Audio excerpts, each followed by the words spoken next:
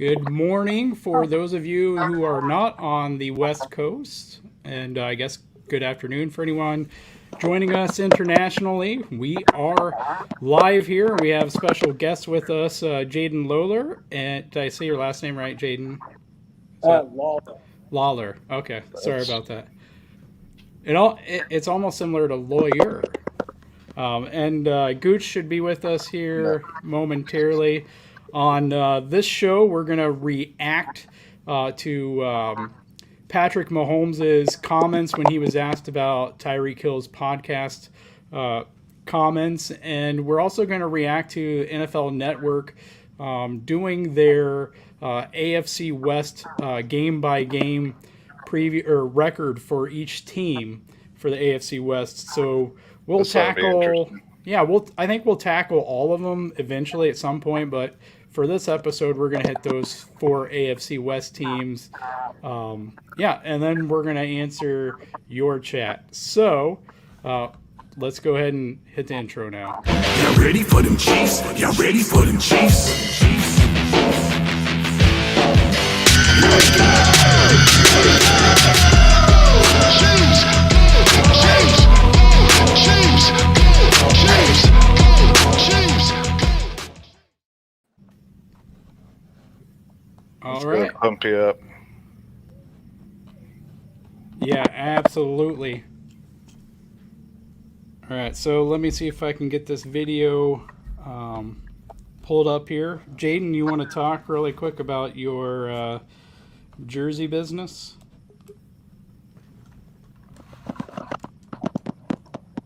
You guys cut out there. I said, Jayden, you want to talk really quickly about your jersey business? Yeah, absolutely. Right now at Jayden's Jerseys, we got some sales going on for the 4th of July. You can get awesome Chiefs gear like I got on. We got NFL jerseys on sale. We got MLB, NBA, college football, college basketball for reasonable prices too. You're not going to go pay $150 for a jersey. You're going to pay a good price, anywhere from $60 to $85 for a jersey, and good quality jerseys, as you can see that I got on right now. So make sure you guys go on my Instagram or on my TikTok, Jayden_jerseys, or at TikTok, Jayden M Lolar 4 on TikTok for some more sports content. I do have to talk to you about that too. Yes, sir. Our friend Liz, or my wife Liz, our friend Kim, is in need of a jersey. She's wanting Mahomes' high school jersey. Oh, okay. Yeah, we got Mahomes high school jerseys. Right on. We'll have to discuss the details on that. Yes, sir. It's nice to meet you, man. Yes, sir. Likewise. Love you guys' content. Glad to be here. All right, what's on the agenda first? Stevie.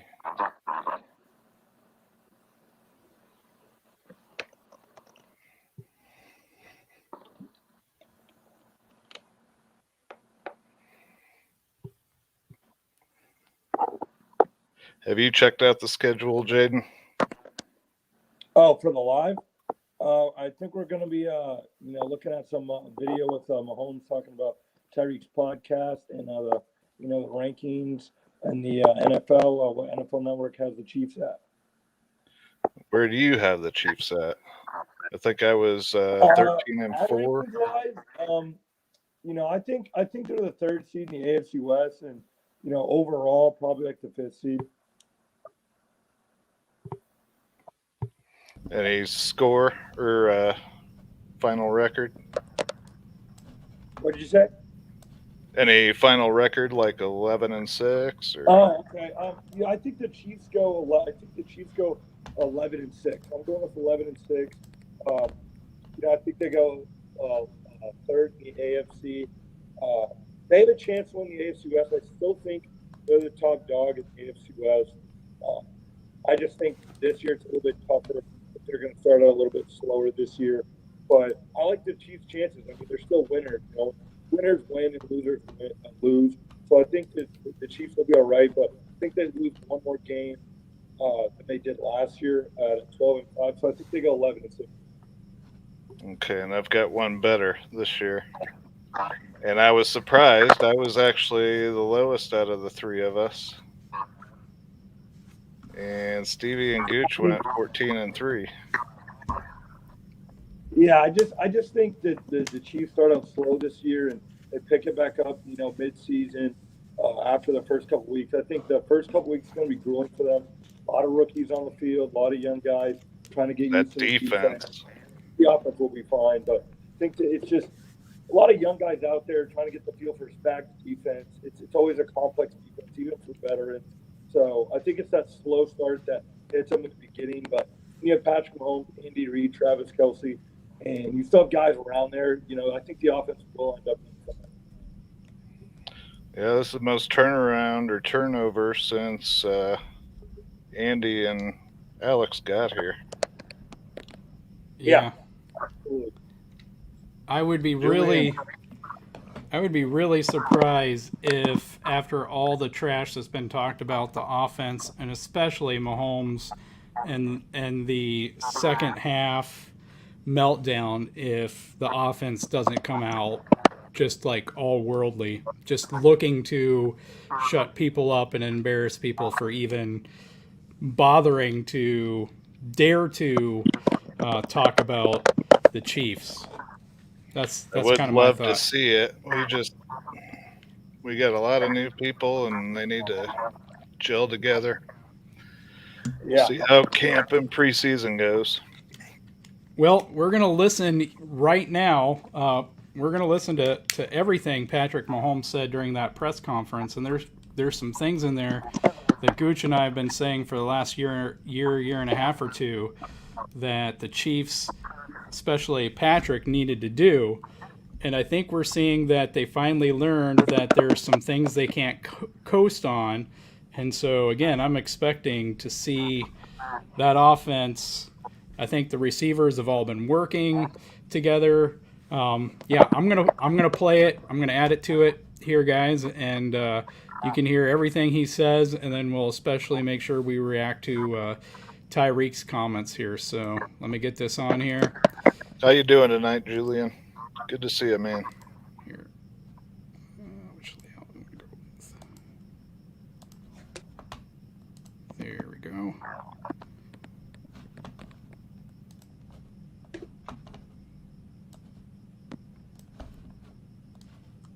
Let me get this nice and pretty for you.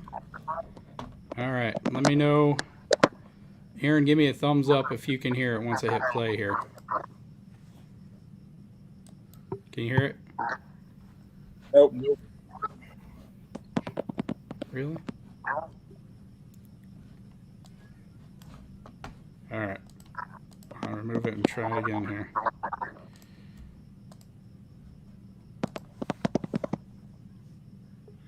Yeah, I'm ready to see more unpredictable, Julian. They got way too predictable.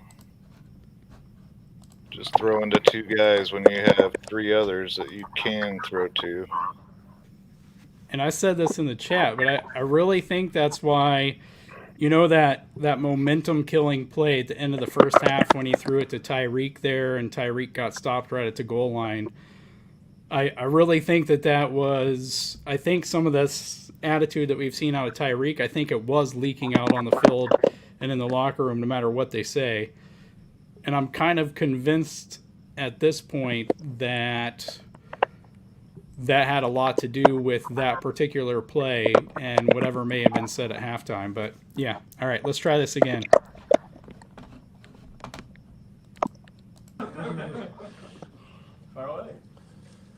We good to go? We got audio? All right. Yes. Ronald said you guys are going to get back together in Texas a little bit for training camp. Is that true? Yeah, we'll have some guys down there. I mean, luckily enough, some of those guys already live in Texas, and we'll be working out, throwing. You don't want to do too much, obviously, going into training camp, but just trying to keep those things, keep everybody fresh, keep everybody working. So we'll have some dates down there, and I'm sure some guys will come through. So again, right there, I think that's something they're promising. We know that they were working before we got to the stuff they've already done, and now Pat confirms it, even now, this next period before they have to come back for training camp, they're going to be working together again. So I think they're really taking this seriously, and this is pushing them all to a new level. Early in the offseason program that it just felt good to just be healthy, to not be going through a rehab. Just what do you feel like you gained most now that we're through the offseason program? Yeah, I think just being in better shape, I think would be the best thing. The best thing about it is whenever you come off an injury, I mean, you try to stay in shape, you try to ride the bike or do whatever you can, especially with the foot injury. But it's hard to kind of get that running in and to get that sprinting in. And I feel like now I'm at a better point than I was last year as far as explosiveness and conditioning wise. So definitely that's helped out a lot, and hopefully I can keep that momentum going forward towards the season. You go into this part, you work very closely with your trainer, Bobby. Can you just describe some of the unique ways that he kind of facilitates your brand of playing quarterback? Yeah, I mean, I think the biggest thing he does is he watches film just kind of like I do or the coaches do, and he tries to put me in those positions that I was in during the last season. So if I get put in that position again, I can make those throws. And I think that's the biggest thing we do with medicine, with those medicine balls, with weights, is we get myself in these awkward positions where I throw from and kind of strengthen those things so that when my body does get put in those positions, I can make the plays happen. How much do some of the guys dread this conditioning test? I mean, you can't tell. I'm still sweating right now. So it's something that we know it's part of it. It's something you have to do to make sure your body's in the right spot. And I think it kind of keeps guys on their toes kind of in this off-season break, knowing that when they get back for that training camp, we're going to have that conditioning test that first day. So I think more than anything, it's just kind of making sure that you stay on top of your game on the off-season those days when you don't want to work out, because you know you have to be ready for that first day of training camp. Patrick, Chris Jones was in here talking about how he's still bothered by some of the plays he didn't make against the Bengals in the championship game. Are you in that place yourself, or are you over that, or how are you handling all that? Yeah, I mean, he used it as some type of motivation. That second half I didn't play really good football at all. Probably my worst playoff football I've probably played was the second half of that game. So just trying to use that as a learning thing, that whenever I'm struggling or the team's struggling, just finding ways to get positive plays, because when you have a lead like that, you don't want to lose that lead. So we played such a great first half, even if we weren't getting what we wanted in that second half, I just have to be better at taking what's there and putting some type of points on the board to come away and get to the Super Bowl. Surprised at all that Tyreek said some of the things he said? I mean, I'm surprised a little, just because I feel like we love Tyreek here. We've always loved him. We still love him. I saw him out at Formula One in Miami, and everything like that. But I mean, I'm sure it had something to do with trying to get his podcast some stuff and get it rolling. But definitely, I still love Tyreek. He's a one-of-a-kind player. But as you know, in Coach Reid's offense, it takes the whole team. I mean, this offense was rolling before I got here. This offense was rolling when I was a young Cowboy fan watching the Eagles beat.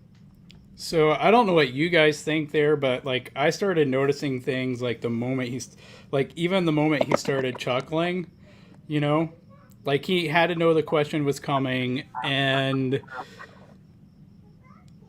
I think that laugh at the beginning was kind of him remembering some of the ridiculous things that Tyreek said. What do you guys think? Am I wrong there, or is that how you took it?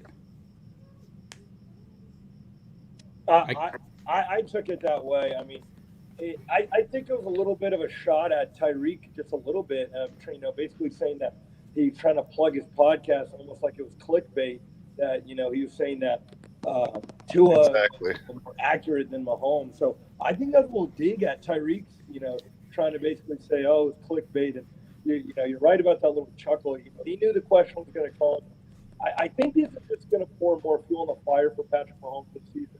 Is, can he do it without Tyreek? So I definitely agree. It was a little bit of a jab towards Tyreek with the whole trying to plug his podcast.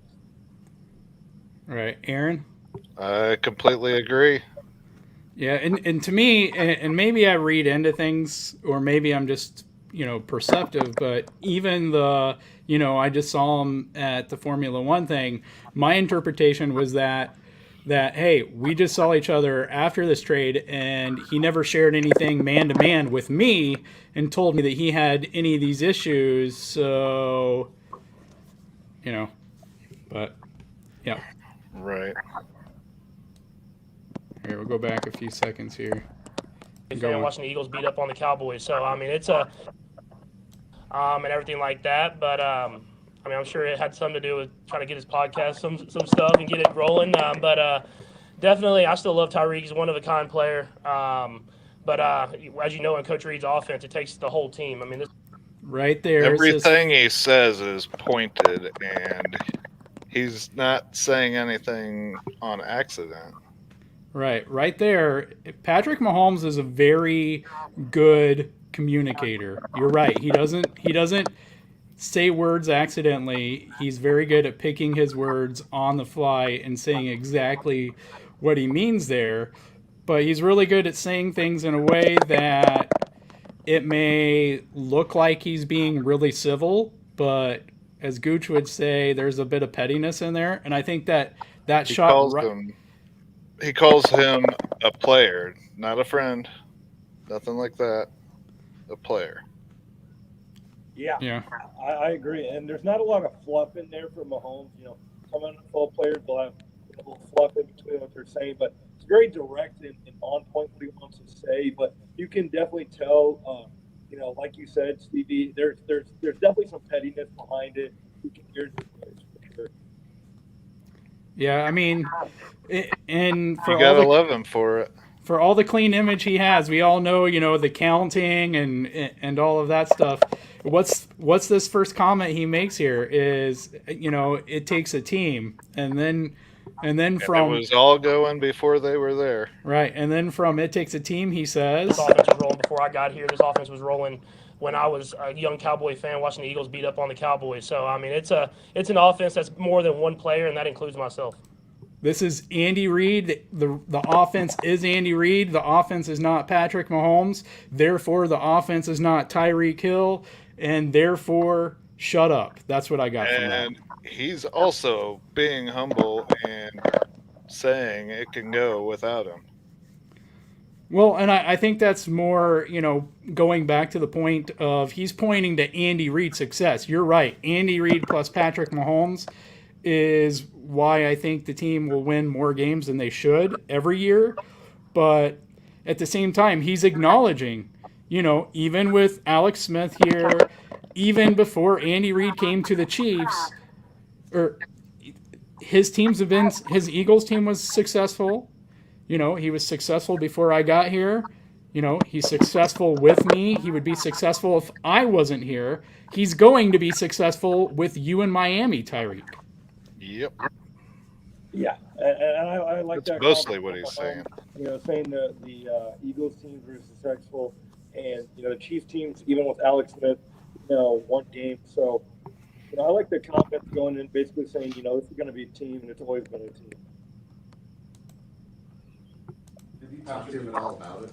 I haven't talked to him since the podcast that came out, but I mean, I talked to him at Formula One in Miami in May, and everything seemed fine. So it's something where I'm sure he's trying to show that he loves where he's at in Miami. So that's kind of big right there, right? Like when Patrick heard what he said, he didn't reach out to him. Tyreek also didn't give him a heads up and say, "Hey, man, I'm trying to drum up some interest for my new podcast.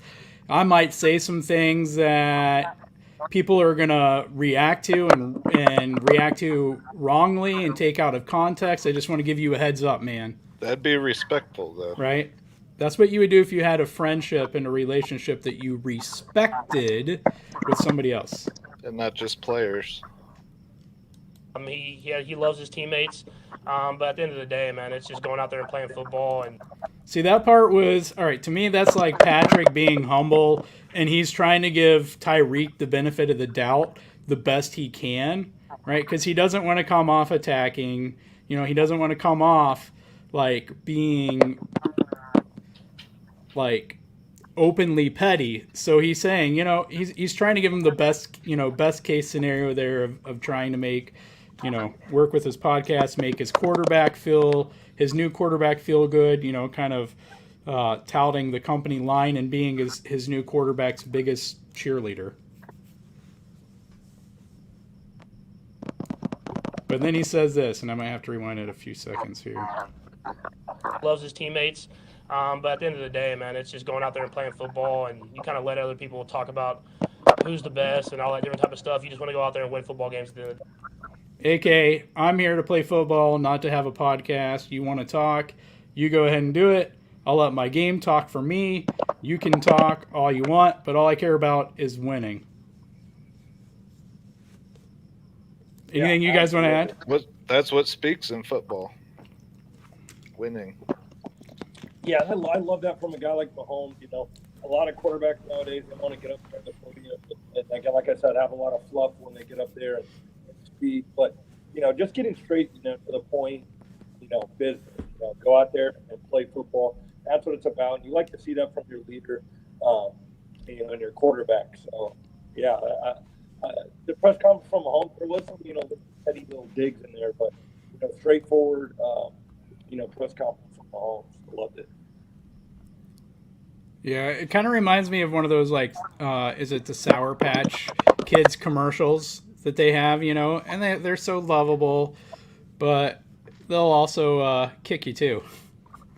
That's Mahomes. He just, like, makes it seem like it's a playful or non-aggressive or meaningless kick. Today. Patrick, not to belabor that point, but did you sense that bubbling up at all during the season, or was this kind of information shooting everyone on the podcast? Him wanting to know the ball more often, things like that. Definitely new in a sense of how it's seen on the podcast, I guess. I mean, obviously, when you're the competitor that he is, I mean, that's the thing that choice of words there, definitely new as it's seen on the podcast, suggests that it wasn't new. It's just there was something new about the way that it was conveyed that was new, right? Is that what you guys got as well? Like, this was an issue. Yeah. It just wasn't, like, in the same words, if that makes sense. Sorry, I was actually looking at what Julian was typing. Yeah, we can take some time here to put some chat on. I need 2 monitors, guys. It would be handy. Aaron, you want to throw something up there? Anything in the chat there you want to throw up, and we can tackle some of that before we move on here. Julian was saying how Hill is from Florida, and so I let him know that Rosenhaus is from Florida. So they're kind of shooting for Miami anyway. Right. Yeah. They're and I think Gooch was saying they're like neighbors now. Yeah, is I believe lawyer too. Maybe, I don't know. But yeah, Rosenhaus went to the University of Miami and then he went to Duke Law School. But yeah. Any other comments you want to throw up there?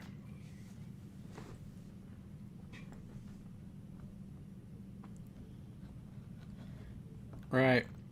And I haven't even scrolled through here, guys, so let's see. Who all's in the chat? We have Julian. We have a few other people out there. All right, we want to move on here? Probably should have been typing to him through mine instead of back. Who else do we have here? We've got 4 more or 3 more? Yeah, we got a few out there. There's Wink. All right. Hey, Wink.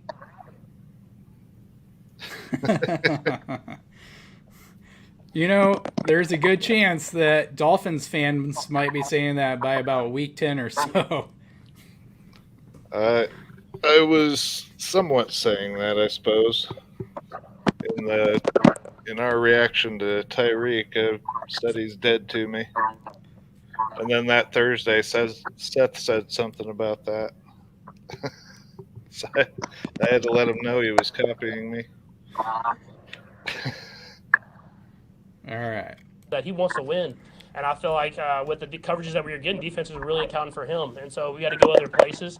But when he's a competitor like that, you want to have a chance to impact the game. So I know he wanted to get the ball as much as possible so he could help us win. It wasn't a selfish thing. But it definitely. So I want to pause it there because, you know, even though I think, Patrick is trying to be fair to Tyreek, I do think that part is true. You know, like, yeah, I'm a competitive person. He's a little hurt about it, though. I don't know how many of you guys are competitive, and I think Patrick is the ultimate competitor, so he fully understands, right? Like if Patrick, you know, if Alex Smith was out losing games and Patrick was behind him, right? or if Andy decided to not get rid of Alex year 2 and they kind of had a timeshare, right? Alex gets a quarter or a half and Patrick gets a quarter or a half or so, right? And he sees Alex, for whatever reason that Alex isn't out there performing like the team needs for a win. Of course, Patrick is going to want more time too, and he's going to get pissed about that. So he understands where Tyreek is coming from. At the same time, I think where you start to see things blow up is like players are fine, having a timeshare, getting reduced touches, as long as you're winning. When you're not winning, that's where it starts to get where things start to get testy. And there's Gooch. Hello, boys. Hello. Hey, Gooch. What's going on, bro? No, just been a busy bee today. You're out there working. Had a bunch of people that needed some promotions.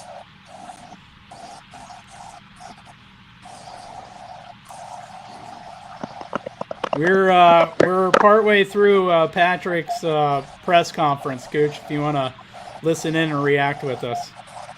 Have we discussed that he's already shot the king of the Prince of Petty, Yeah. Mahomes? Yeah, we got that, Gooch. Definitely, I didn't seem like we were winning football games, especially at the end of the season. So I didn't think he really kind of brought that to our attention. But now we just kind of move on and we keep going with the guys that we have here, and we try to keep winning football games.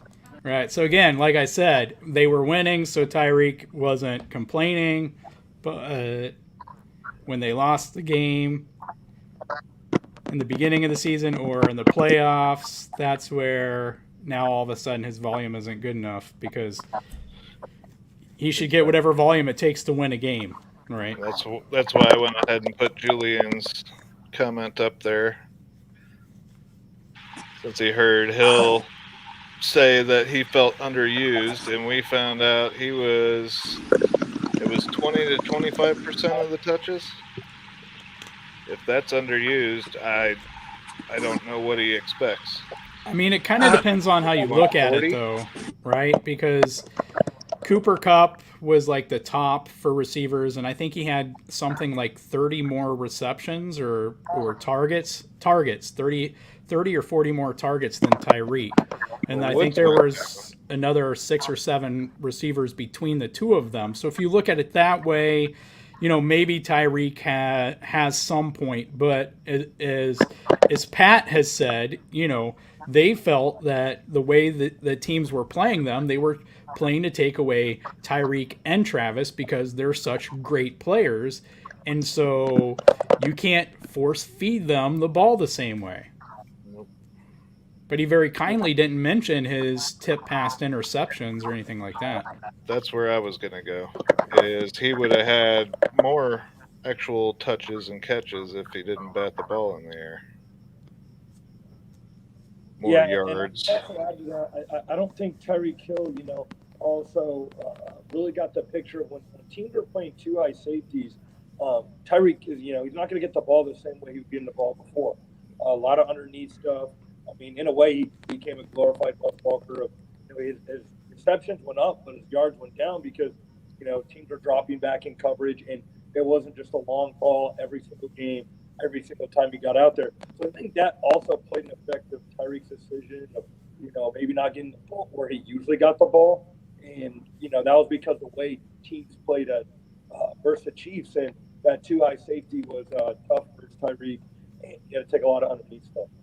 That's a really good point. Yeah, he was more of a possession receiver this past year, I guess, with them taking away the deep shot. Good point. And, I think it's important to kind of drive this home, and I think the guys at, I think maybe it was Craig Stout at KCSN, I think it might have been, who's been driving this point home the last week or two. Like, when we talk about too high, there are different things that are done out of too high. You have cover 2 man, you have cover 2 zone. you can have too high and actually do quarters. And so you can do different things. So it's not like I'm playing Madden and it's like, okay, it's Tampa 2 every single time, right? Patrick is actually having to diagnose what's happening post snap from what he's seen pre snap and has to make instantaneous reads to see if Tyreek is open or not, or Travis is open or not. And, if those guys are 1 and 2 in the progression, and in a West Coast offense, you got high low, and with our offense, we probably have Tyreek, Travis, dump off to running back, right? And so he's got to make those reads almost instantaneously. So, yeah, I think some of that's kind of unfair to Patrick. What you guys are missing is the laugh. You're talking to the king of petty right here, and in the midst of his sentence, in the midst of him being politically correct, he had that chuckle. And what that chuckle says is, when we were winning games, chuckle. He didn't say any of that, meaning when we were winning games in spite of and without you, you weren't complaining about your touches. Yeah, there's undertones in everything. You know what I'm saying? If you play it back and listen, and he's like, well, when we were winning games, he wasn't complaining about it then. See, I'm the petty one, so I can read the petty. And Mahomes is the king of petty. Now, of course, no one, is that where you're going with that? that's all I'm saying. That's all I'm saying. Because he knows he has to be politically correct. I do too. You know what I'm saying? But you can tell when I'm speaking what I really mean underneath. Right. I just love the chuckle in between there because it just tickles me deep down in my cockles. I have to put us in order of back. Sorry. I'm not too sure to an extent that the chuckle, and I'm not saying you're wrong, Gooch, but I'm not too sure to an extent it's not kind of like his, I don't want to say nervous tick because I don't think he really gets nervous, but I think it's kind of his tick or his little tell, like you said. Like it, some of us might, like I might say, or whatever. We all kind of have that thing we do. I think for Patrick, like another thing, he always answers a question. Well, he usually answers a question like, yeah, even if the answer is no, like, yeah, like, yeah is like the first word out of his mouth. It gives his brain time to, formulate what he wants to say. Yeah, on the lot. I've noticed that when, he's in a lot of pressers. But I think that little chuckle was kind of saying like, again, that competitor Mahomes, because like you said earlier, throwing up the finger in Chicago, basically letting them know, I was there and you guys didn't pick me. So you're never going to get, Patrick Mahomes coming out. But, he's going to let him know in a certain way. Right. Oh, snap, Jayden, is that you, baby? I didn't even know you was in here. What up, why? All right, let's listen on. It looked like you got to go against some of the.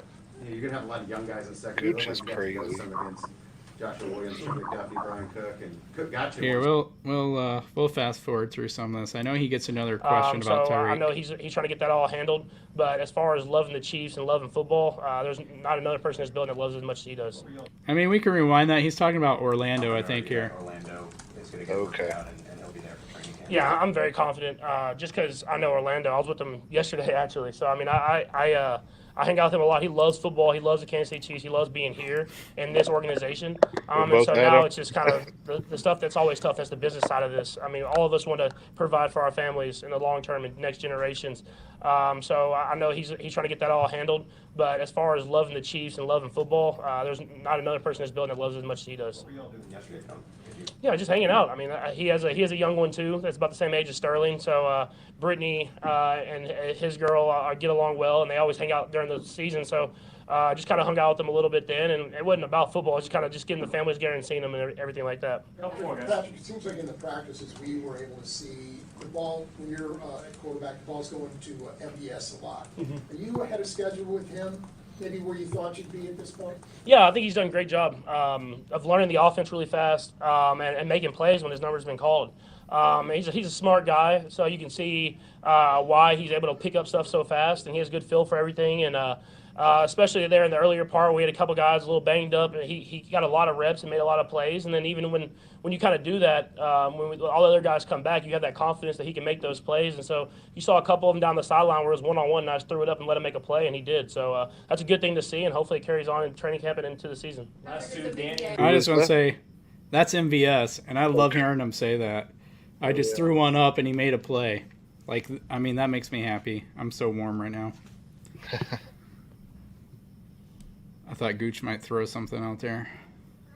As long as he's catching it with his hands instead of his body, I'm okay with it. That's all I've ever seen him do. City, from a soccer perspective, with your hands in two of the teams here, how big would it be? As long as we're winning football games and we're putting up. I think this is the 201. Does it bother you when people question your accuracy and maybe see you as more of a gunslinger? Does that still get to you at this point in your career, or you see past that? It doesn't get to me at all. As long as we're winning football games and we're putting up points, I think I'm doing my job the right way. So it doesn't have to be, I guess, the best accuracy and the best completion percentage in the world. As long as we're scoring touchdowns and winning Super Bowls, I'll take it. Who's questioned that? I don't know who that is, but I'm not sure that I believe him that it doesn't, like, if someone calls him a gunslinger. I think his attitude was kind of like, look at the smirk. You have seen me for 4 years now. If you have to ask that question, if you need an answer from me, you're stupid. Like, that's kind of what I got from his facial expressions there. Yeah, I completely agree. But then he goes to the politically correct answer. I got plenty to say. The smirk. Yeah. The smirk is telling you that he completed, over his career, he's completed 66% of his passes while throwing the most balls downfield, which is the most percentage-wise lowest base throws in the game. And he's still completing 66% of his passes while throwing 40 or more 40-yard touchdowns in the NFL, and people are questioning his accuracy. Who is questioning his accuracy, though? I don't think anybody really is. I think it comes up to the point because Tyreek said he was more accurate. But I tell you what, boys, which is crazy. If I could take a snap from center and chuck it 2 yards to a running back. That's what I was about to say. 8 out of 10 times and have a killer percentage. You know what I'm saying? Doesn't mean we're winning games. Like a layup in basketball. I mean, think about it. I'm an Alabama guy. But the Dolphins were winning with Fitzpatrick. Good morning, Maui.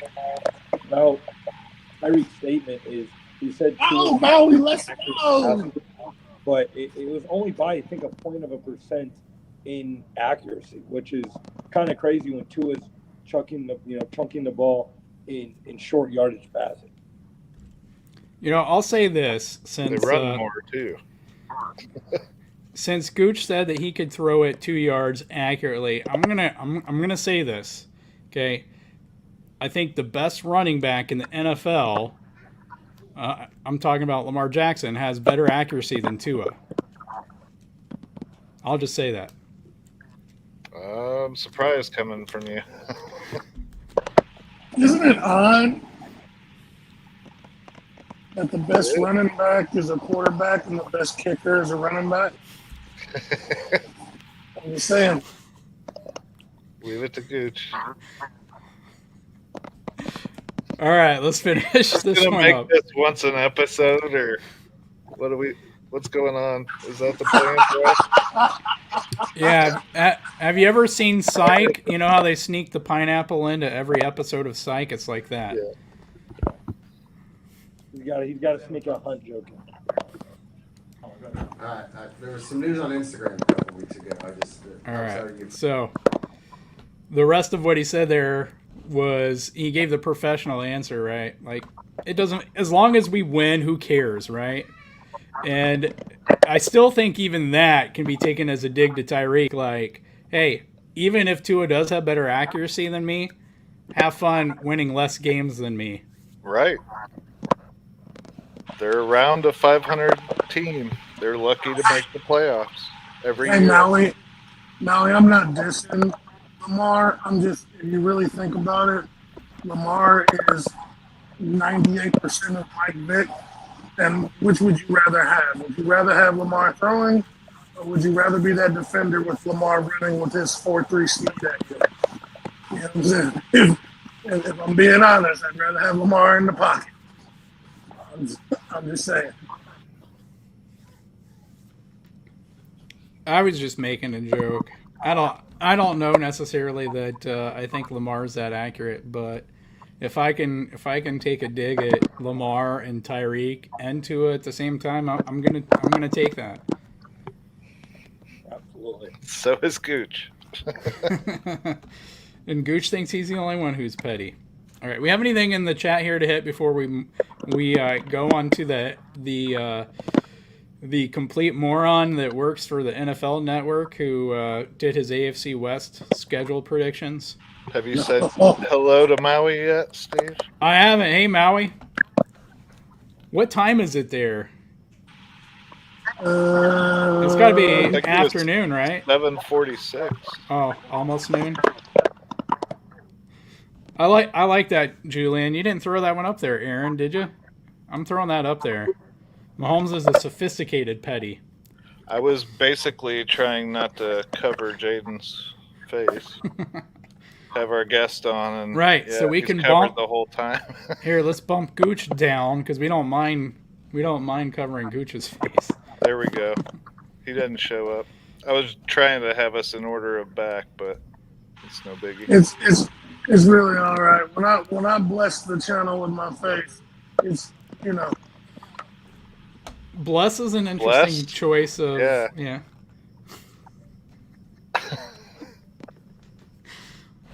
All right, do we want to? Let's see Gooch smiling. I get Jayden, and these are my friends. You see what I get? You see? See what happens when you're petty? This is your top choice of friendship right here. Strangely, I'm okay with it. We can't see the smile on your face, though. Hey, man, I only joke around with people that I care about.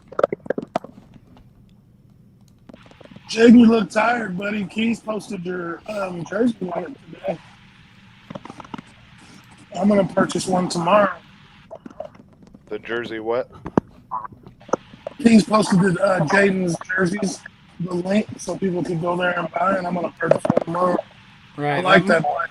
That black Mahomes one, right? We got to get Seth in a black Mahomes jersey. He refuses to wear anything but black on Thursday nights. That thing is awesome. We got to get Seth into it. I'm for that. We got. I mean, he wears the black. You know, every now and then he'll wear the suit, but you know, if he's gonna wear the black, you gotta rep KC. I mean, the he thing needs about to a jersey, keep it at the office, right? He just needs to have it on a hanger, or you know, he could even enclose it and put it on his wall, and then just like open it up every Thursday, and just slip it on over. You know, he doesn't have to worry about what he's wearing. Just slip it on over right before he goes on Chief in the North live on RGR. That's all I'm saying. Chief in the North, you should be wearing Chiefs. All right, I'm gonna get this queued up. I wore my jersey today.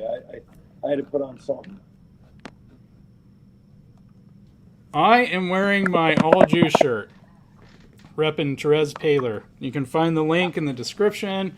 You can order your own, or you can go ahead and donate to Howard University to the fund set up in his name for scholarship for journalists going into sports broadcasting. I guess this is commercial time, I guess. All right, guys, I think I got us queued up here. And the video starts out with, because it's got every single team, but the AFC West is together here. Oh, wait. Ads are going to start, so let me just get those out of the way. Oh, shoot. Wrong area. That's what I like.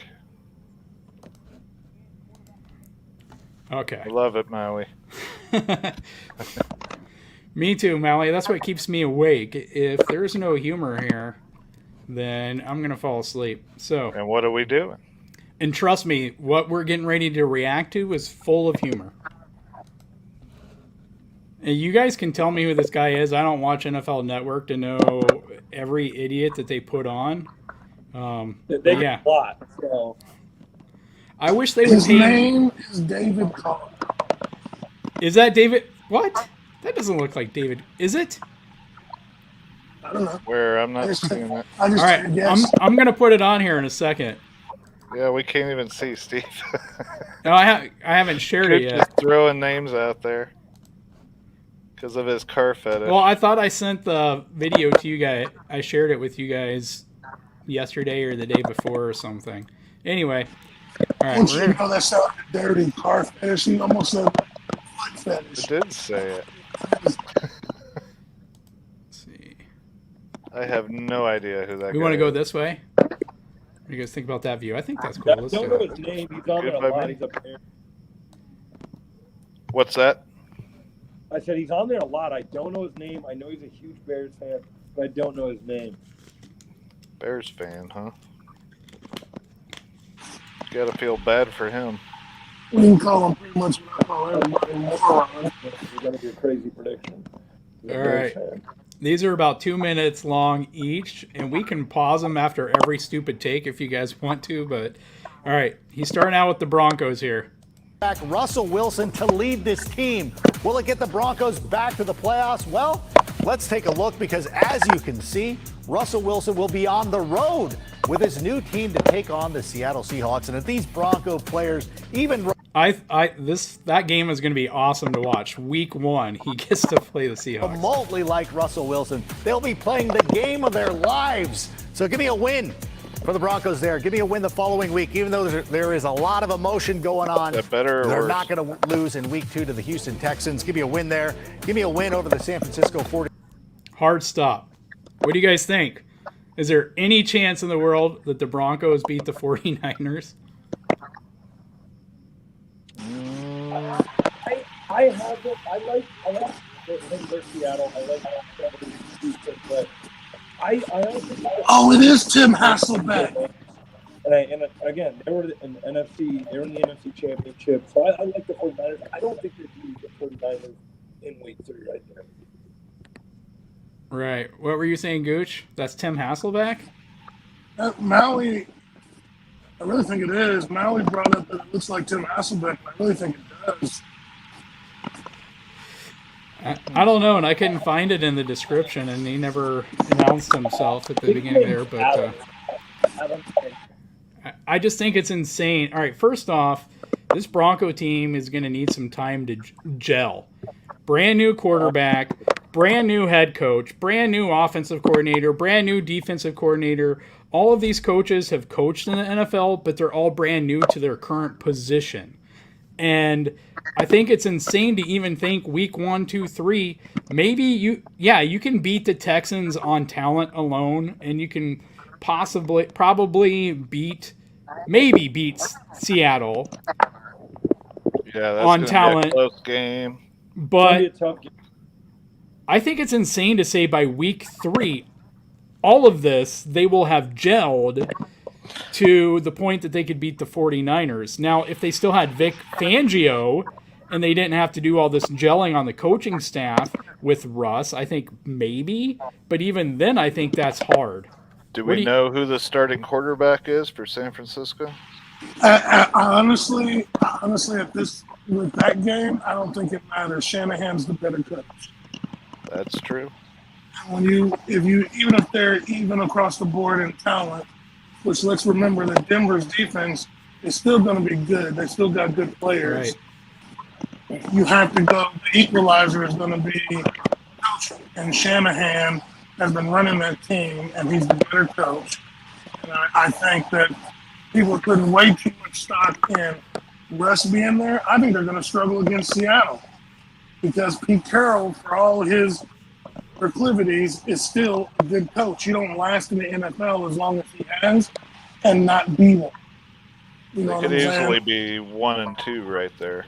Right. Right. Yeah. Yeah. Go What ahead. I say about week 1 is that is going to be a tough game for them. Anyone who thinks, whatever Seattle's got at quarterback, that's going to be a tough game for them. Like, it looks like that game is in Seattle. I mean, that's not going to be an easy game at all for Russell Wilson. They're going to run the ball. Yeah, I mean, I could be convinced either way with that game, but I just think that where, for me, like the 49ers game, they played Dallas in the playoffs, who has a better quarterback than the Broncos and a really good receiving core as well, right? Because I don't want to diminish the Broncos receiving core, but Dallas had a great receiving core, and then they played the Packers too then, right? And you're facing one of the top 3 or 4 quarterbacks in the NFL, and Devontae Adams, and that core. So I just think it, and I could be utterly surprised here, but that just so far we're 3 weeks in, and I'm just like, that's an insane pick. Anybody got anything else before we move on to week 4? 49ers. And then they're on the road against the Las Vegas Raiders. And to me, that is going to be a loss, but they rally the... Anyone want to say anything about that? Nope, I agree. I agree with that. I don't know. That's going to be a close game. I don't necessarily disagree. I think where he gets me is beat the 49ers, and then the next week you're not good enough to beat the Raiders, right? So are you saying that the 49ers anyway are less than following what you need to take into account is that the Raiders are always a first half team. Always a first half team, and then usually around week 9 or 10 they fall off the cliff. Doesn't matter who the coach is. It matters who the quarterback is, though. It should matter, though. It should matter, and we don't know what Josh McDaniels is going to do. Week as they play host to the Indianapolis Colts, take a win right now. Right? That's a loss. That's a loss right there. Yeah. Right. Yeah, so I think if I were to do this, at this point I have them 2-3, and I have them on a 3-game losing streak. Then they're going to lose to the Chargers. Yeah, so I'd have them on a 4-game losing streak. Yeah. I mean, I think they lose 49ers. I think they lose Raiders. I think they lose Colts. I mean, I don't think the Broncos start out like that. And like you said, everything about the Broncos is a new team. First-time head coach, first-time coordinator. Russell Wilson has been in Seattle his entire career. He's been with Pete Carroll's tennis, so it's going to be different for the Broncos. I mean, they have talent on that roster, but it's a lot of just new turnovers for the Broncos. I don't think they start out. Who is their DC now? I could not say it. His last name is like Everett, something like that. So nobody we know? No, he's never been a coordinator before. Gosh. I know they've got good players, but you got to be able to put them in your defense. Jairo Evero. Oh, that's right. We've talked about this before. Now, Broncos fans have said he has a really good pedigree, but, at the same time, having a good pedigree and being a defensive coordinator for the first time on the job, So yeah, I'm he pretty was. much going to say they definitely lose to San Francisco. They definitely lose to the Colts. He was the Rams. He was the Rams safety coach, and then he became the secondary / pass game coordinator ahead of the 2021 season. So he's coming from the Rams. So kind of that, I guess, that Brandon Staley system. It doesn't sound like he was even a consistent coordinator on another team. No, he never been a coordinator before. Yeah, he worked his way up with the Rams to get right before getting offered the coordinator with Denver. Yeah, But Aaron said it, good players on that defense, but you got to be able to coach your team. That's why I think this prediction is it's strange. I don't think they start off this hot in a brand new team. The last time we saw a team start off this hot and really a new scheme, a new regime was the 2013 Chiefs. But since then we haven't seen too many teams just complete turnover, from quarterback to head coach to front office and just completely turn a franchise around like that. Right. There, they go on the road to face the LA Chargers, one of the better teams who also improved during the offseason. I have them losing there, but you know what? They have two very winnable games the following week against the Jets, against my friends down in Duval to be 6-. I still think the Jags are going to be tougher than what most of us give them credit for, simply because they got more draft picks and to help Lawrence. Right, and they got like three edges or three linebackers or something. But my biggest takeaway is they won 2 games with a coach who didn't even know who Aaron Donald was. And it's like anything you do from there is going to gain you like 2 to 5 games. But Doug Peterson won a Super Bowl. I think they made a lot of defensive improvements. I think adding Peterson as their head coach is going to drastically improve the offense to what Urban Meyer was doing as head coach. So, I mean, I see this as like you can't have a 500 team with a 17-game schedule now, but, right there around 500, like a game above or below. He's got to be better than Saban. Well, he's definitely going to be better than Urban Meyer, so. Anyway, I mean, I'll give them those. I just think that the Jags are going to be a bit harder than everyone gives them credit for. This is no fun if Gooch doesn't react. Heading into the bye week, then they are on the road against the Tennessee Titans. Once again, I have the Broncos. How are we feeling about this one, guys? Whoa. The number 1 seed in the AFC last year. How are we feeling? Henry's never coming back. So they're beating the 49ers, they're beating the Colts, and they're beating the Titans. He thinks this is a super team. You're right. There is some comedy to this. Yeah, I mean, I don't get it. I mean, he's basically saying that they're going to have one of the best records going or after their bye week in the NFL. I just think that is absolutely absurd. I don't think the Titans, who didn't have Derrick Henry half the season and still got the first seed in the AFC, that Russell Wilson's going to go and just be able to just beat the Tennessee Titans like that. I don't see it. I don't see it at all. Right. I was going to let Saban slander pass. That's the point of it. But then this idiot turns around and says, I think the Broncos are going to stop King Henry and the Titans. I mean, they're going to be, where are we at, 7-2? I just can't, I can't stand it. That quick? I mean, come on.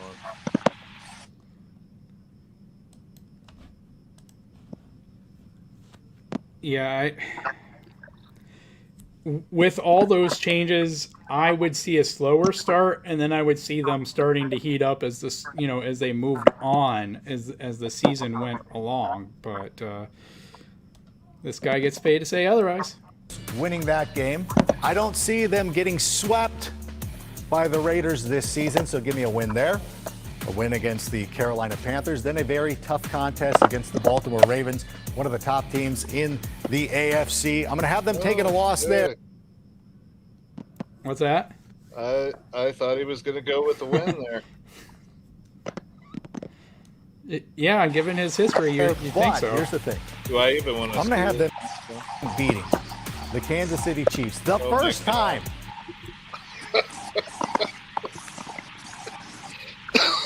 So he's having Denver Broncos, who haven't beat the Chiefs since Jamal Charles fumbled in September of 2015.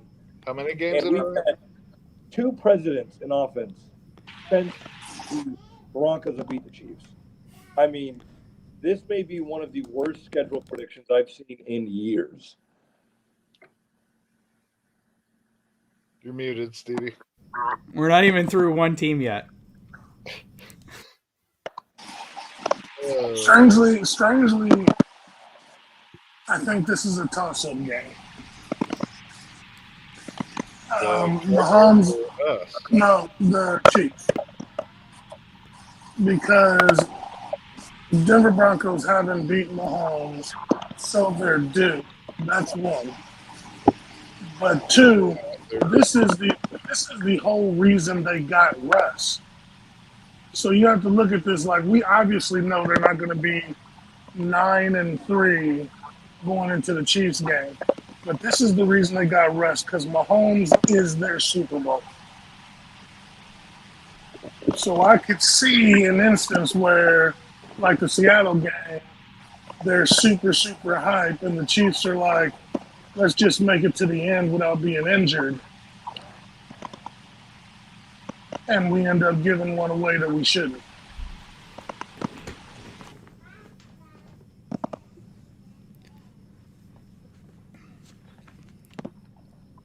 It seems like these two teams play each other better away, though. One, and I think it benefits the Chiefs that we face them twice on the latter part of the schedule when our defense has had 13 weeks to gel, and so I think that benefits us, and I think that the Chiefs know that the AFC West is going to be tight, and if that's the case, I think everybody's just going to take it up a notch. But, I mean, we'll see. We ready? Or can get as ready as you can possibly get for the rest of the schedule. They will have beaten the Chiefs. What's that? The last 4 games should be losses. The last 6 games should be losses, really. But whatever. Since 2015, it's crazy. And then a win over the Arizona Cardinals. Week 16, they're on the road against the Jayden didn't like that either. We can't see your face, Gooch. Come on, man. I mean, he gets paid to do this. Wow, okay. Yeah. LA Rams, a team that Russell Wilson is very familiar with, but taking a loss. The Chiefs avenge an earlier loss with the win right there, but the Broncos close out the season with the win at home against the LA Chargers. Here, it could be tight, but they're a better all-around team. I do have that. I have them beating the Chiefs in Week 17, but I think they definitely lose the Rams, and I think they definitely lose the Chargers. I don't like the Cardinals one, and I just can't believe that this is an actual prediction of 12-5. This is absolutely insane. Right. Is DeAndre going to be healthy? DeAndre's out for the year. Already? Performance enhancers, wasn't it? Yes. Oh, wow, really? I didn't hear about that. I thought it was just like a 4-game suspension or something. It's I don't think play well. Is it 4? 4, yep. 4-game suspension for performance-enhancing drugs. Wow. He's got till week 15, so. Yeah, I mean, even if you give, because the AFC West is going to be tougher, even if you give each of these teams and say each team splits one, I still think 49ers is insane. Beating the Colts is insane. Beating the Titans is insane. And I won't even fight you on the Cardinals, but, even if we give Jayden that, even if we don't, that's 3 games right there. And that puts them at 9-8. And I think that's a lot more realistic if they lose to the Cardinals. If they lost to the Cardinals as well, that would put them at 8-9. So I think 9-8 is a realistic schedule. I don't see them beating us this year, though. I don't think they have anything for us yet. It could be on the closer side, but I think we're taking that game, both games home. I don't disagree, but I'm willing to, just for the sake of argument, even if they do, I still think that puts them around 9-8, closer to 9-8 than 12-5. I just think some of these games are going to be near impossible for them to win. Yeah, I agree. I have the Broncos at 8-9 this season. I think they're that bubble playoff team that starts off really slow, and they're that team week 17, week 18 trying to make the playoffs, but they don't get into the playoffs. So I don't think they're that playoff team just yet with all this new head coach and new coordinators and Russell Wilson still getting used to that new offense and the receivers and everything else. I don't think they come out and just be the dominant team that guys like this think they're going to be at 12-5 and think everyone in the AFC West is just going to be some powerhouse. Someone's going to not meet expectations, and every team has that type of loss where they should have won. Look at the Bengals last year. So I mean, even a team like the Panthers, or the Jags. You brought the Jags. That's a team where they could go in and end up losing. Every team has those type of losses. So you have to account for that one loss of we should have got those guys. Yeah. I'm seeing 7-10, 8-9. I'm just gonna say right now, I'm gonna laugh so hard if Drew Lock starts season or week 1, and the Seahawks beat the Broncos. Absolutely. That's me giving them the benefit of the doubt, beating Seattle, being 7-9 or 7-10.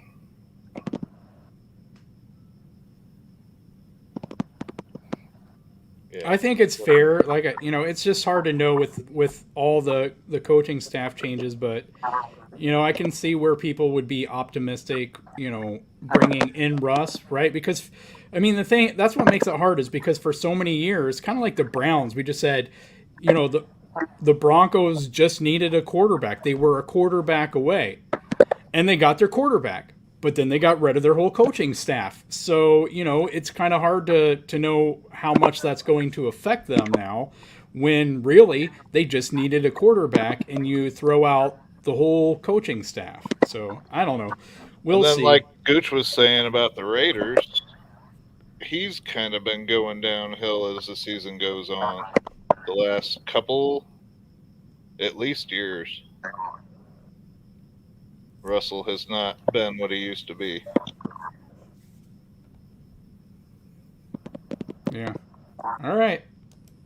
Here's the best case scenario. Russell Wilson is the man and proves to be the missing piece for the Broncos this year. Obviously, the worst case would be that he doesn't play well, but obviously, I don't believe that. 12-5 for the Denver Broncos and winning the AFC West. The Kansas City. Now that kind of told you what's going to happen these next 3 teams, right? He just said that the Broncos are going to win the AFC West. Gooch, are you asleep? I could have sworn you had something to say. No comment. Some things are better left unsaid. By you or by this guy? By me, because we're live and I don't want you to distract the channel. Oh, yeah. We'll have to get ourselves monetized ASAP so that Gooch can. All right. Chiefs last season made it. So we're on to the Chiefs now, guys. To their 4th consecutive title game. But can they get Hang on, back let me without Tyreek fix a Hill? drink. I'm sure this is going to be terrible. Right. Let's take a look. The schedule starts off pretty tough. They're on the road against the Arizona Cardinals, who traditionally play very well early in the season. This is my favorite pick right here. Against the Arizona Cardinals, who traditionally start off the season very well. You know who else? You know who starts off the season the best? Andy Reid. But okay.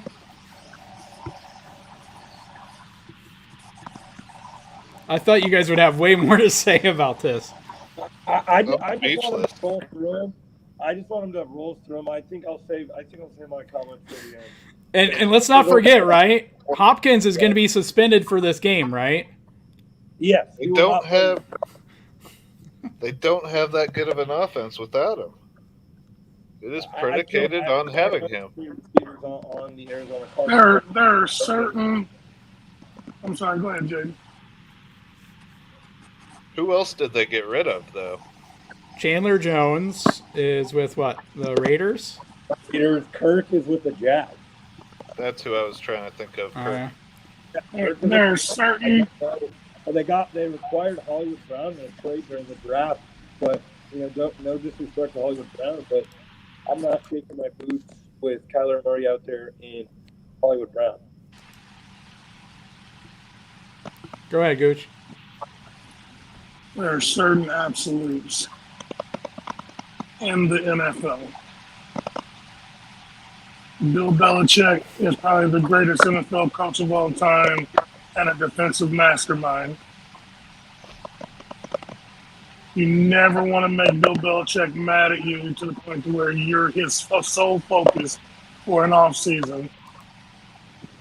And Andy Reid at the beginning of the season or after a bye. Since the schedule has come out, Andy Reid, on top of running his mandatory minicamps and his OTAs, has been scheming for the Cardinals since he figured out they were playing week 1. And you think that Cliff Kingsbury is going to somehow upstage Andy Reid in week 1 of the NFL season? Right. I got to get another drink. If I had confidence in Spags, I would hope that he's had some nice long chats with Mahomes over the seasons about Cliff, like what he likes to do, anything Spags should know. I think that would be the one thing that scares me is Spags' defense, especially week 1. But again, I've already said, I think that we just have to get it in our minds at this point that the offense is going to have to carry us to bye week. So it's really going to be about the offense being on point more than the defense allows other teams to be on point against us. Okay, so my thoughts on this is if they have Hollywood Brown and Nuke, it could be a close game. Without, no, we're winning. I'm gonna combat that with Cliff Kingsbury is what, in his 3rd year? Is he already? I think so, 3rd or 4th. Damn. Andy Reid is 16-8 in week 1 games. And he hasn't lost a week 1 game since he's been with the Chiefs. Are we seriously thinking Cliff Kingsbury is going to outmaneuver Andy Reid week 1? I don't give a good goddamn who we got as a receiving core. Andy Reid's going to put that in his place. I would counter that very quickly, and I'm not going to try to start a fight here or bring up bad memories to anyone, but I would counter that with, and I'm not talking week 1 now, I'm talking head-to-head. I would counter that with Zach Taylor and his no-name defensive coordinator beating Andy Reid twice last year. I mean, it was more Spags and Pat, but still. Did I say that Andy was 16-8? Yeah. He was 7-7 with the Eagles. So please understand that Andy Reid rarely loses week 1. Right. Especially since he's been in Kansas City. Yeah, and that's why I originally stopped it, right? Because he talked about the Cardinals being good right off the bat. And I'm just like, are you serious? Andy Reid is kind of like the master of being good right off the bat. All right, so we've spent like 8 minutes now talking about week 1, and I wish I could tell you guys that it gets better. Season, I have them taking a loss. I have them taking a loss at home to the LA Chargers, who actually have done well in Kansas City at times. But on the road against the Indianapolis Colts, I think they get right there. We give the ball to you 5 times. Right. Exactly. They go on the road, lose to the Tampa Bay Buccaneers, the team that beat them in the Super Bowl a couple of years ago. But no. Yeah, I think the only way we lose that game is the refs. I'm surprised he gave us the Colts game because the Colts are another team that I think, like, if you asked me to pick my top, it's got us 1-4. Oh wow! So far I have them beating the Cardinals, I have them beating the Chargers, I have them beating the Colts. Tampa's going to be a tough game, but 1-3 going into week 4, going into week 5. What is this guy sound? Oh my God! Las Vegas Raiders. Of all the teams, he's got us beating Indy. Right. And losing to the rest. Their offensive line and running game scares me. Their defense is pretty good too. Yeah. They have Michael Pittman, right? Michael Pittman, and they drafted Alec Pierce, and they have Matt Ryan. Yeah, I like the. I think they're another wide receiver away from being a true playoff team. I like Michael Pittman. Obviously, they have JT, and their offensive line is really good. I think as long as you have Jonathan Taylor, like the way he was running over teams, I think they have enough receivers. But yeah, especially with they brought Matt Ryan in to play action pass off of that to those two guys, and they got the offensive line. So, I think that's going to be scary because the Colts were another team last year that is like they needed a better quarterback. And, I don't know if Matt Ryan is necessarily better, but I think he's going to be better at the things that work with that offense. Well, these first 5 games, I think that's the hardest game. And that's the one he's got us winning. Tampa Bay we beat. San Diego, screw them. We beat them. Cardinals don't have anything for us that early in the season. Yeah, I can see what he was thinking about the Chargers, and I know it's early in the season, but that's our home opener. It is a nationally televised Thursday night game, which, we haven't always did our best in night games or, like being the premier game, but it's still the Arrowhead opener. And you have 2 weeks in between there before you come home and play another game at Arrowhead. So if you lose at home that first game, it's going to be a long couple of weeks till you get to face the Raiders. So you take care of the ball that game, though, we win. Yeah. They That's lost the main priority. Turned the ball over 5 times or 4 times. Raiders come to town in week 5. I have the Kansas City Chiefs. All right, who thought he was going to say we lost that game? I figured he would. Taking a win right there. Then in week 6, they play host to the Buffalo Bills, the beat team 'em. that they bested in the greatest playoff game I have ever seen in my life. But you know what? The only smart thing the man has ever said. The revenge comes for Josh Allen and then he ruined it. Shocker. Buffalo Bills this time. The following week, they got the San Francisco 49ers, the team they beat in the Super Bowl. Give me a win right there. They're 3-4 heading into the bye week. Andy, I actually think that one's a harder one to win, but it really depends San on Francisco. Yeah, it really depends on which San Francisco you get. Do you get the healthy one who makes the playoffs, or the team that gets injured the following? You know, it's like every other year. So we're not going to lose the bye week. Don't worry. He would have probably hit L if he could, though. Reid dominates after the bye week. Give me a win there. Give me a win. I'm glad we got a good team there. I like seeing Tennessee after a bye. Yeah, and he's down on Tennessee, obviously, too. Jacksonville. Are he going to be hurt again? Or is Bolton going to hurt him this game? Jaguars. Then in week 11, you go on the road to play the LA Chargers.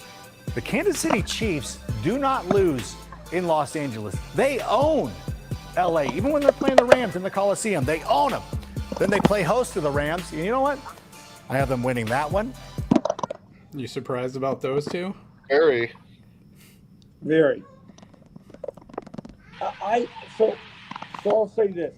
I think he has somewhat of the win total so far, right? The win total, but I don't think he has the correct games. Correct. I'm with you. They're on the road against the Cincinnati Bengals, though. Have them taking a loss there. That's what I figured. We're going to freaking destroy them. Yeah, I don't think there's any way that this team, they have too much pride. And even though Andy doesn't show it, Andy's planning. And Gooch won't say it, Andy's got a little pettiness in him, too. Yeah, that game in Cincinnati, the Chiefs are playing for their manhood. On social media a couple of days ago, Chris Jones posted the video of him not being able to sack Joe Burrow, and he posted, "This is going to come full circle." That is one of the games I can guarantee a Chiefs win. That is for their man card. I think the Chiefs come up strong in Cincinnati today. I'm going to go ahead and say this. I think if they, because of all these things that we've said, I think if they lose that game, they don't make the playoffs. Because if they cannot muster whatever motivation they need to destroy the Bengals, right, then they're going to be lacking something mentally or physically or in the coaching staff that I can't see them winning or making the playoffs, winning the games they need to make after that to make the playoffs, because they should have every ounce of motivation they need to beat the Bengals. Have them taking a loss against the Denver Broncos. Tough road trip right there. Actually, we already knew about that from the Broncos side of it. So have Houston. I'm going to have them beating the Houston Texans Week 16 against the Seattle Seahawks. Give me a win right there. Someone snoring? Probably Gooch. Right. Not me, baby. I'm wide awake. Against the Denver Broncos, Week 18, a win and in situation against the Las Vegas Raiders. And you know what? Give me the Raiders. So for the first time in years, the Kansas City Chiefs, despite winning 10 games, will not make the playoffs. You heard it here first. What's that? Because we don't have to play that game. But he has us. He has us. Did you hear him say it? We missed the playoffs. We win 10 games, but we missed the playoffs. Not hear him say that. Go ahead and light me up in the comments there. I don't care.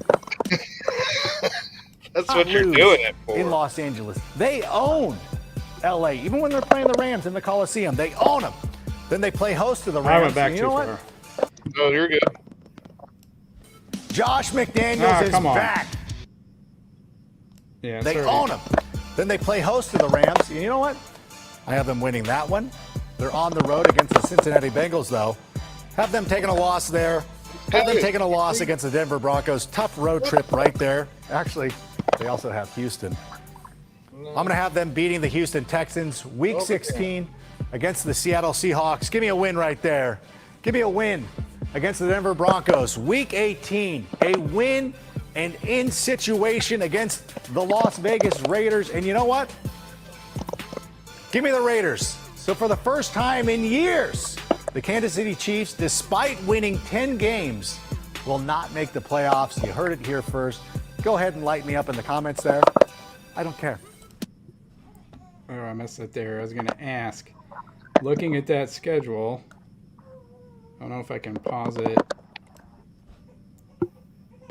There we go. What games do you disagree with there, and how do you have the schedule then? So, the games I definitely disagree with. I think the Raiders Week 18. I agree with that one. That one, the Chiefs probably won't even have any starters playing that game, so I have that one. The games I disagree with. I think they beat the Bills. I think they beat the Bills pretty sure they're in Kansas City that game, and that's basically the only game where I would flip because I have the Chiefs going 11-6 or 12-5. Another game I'd flip is the Buccaneers game. I think the Chiefs are very capable of doing that. I think Mahomes knows the meaning of that game. Possibly the last time going up against Tom Brady in Tampa, where they got blown out 2 years ago. Put that guy in the dirt. That game.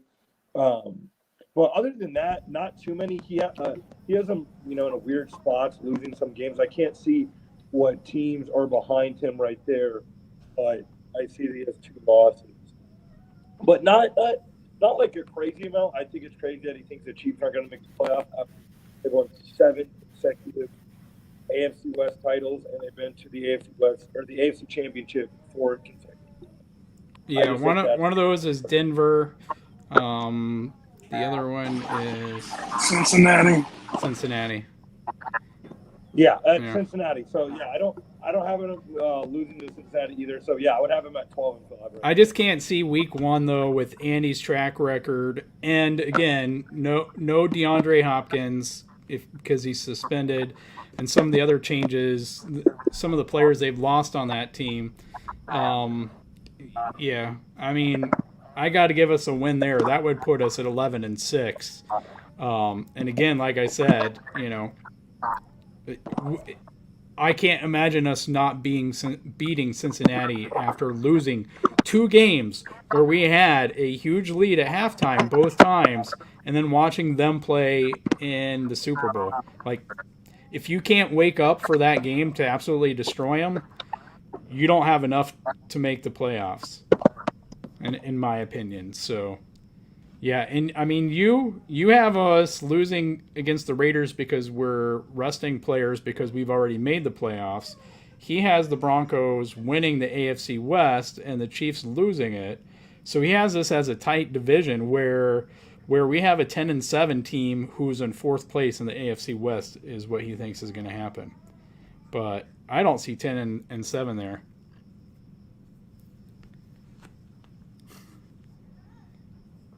Yeah, whatever Dan says, guys, put your money on it. If not, he'll pay you back, right, Dan?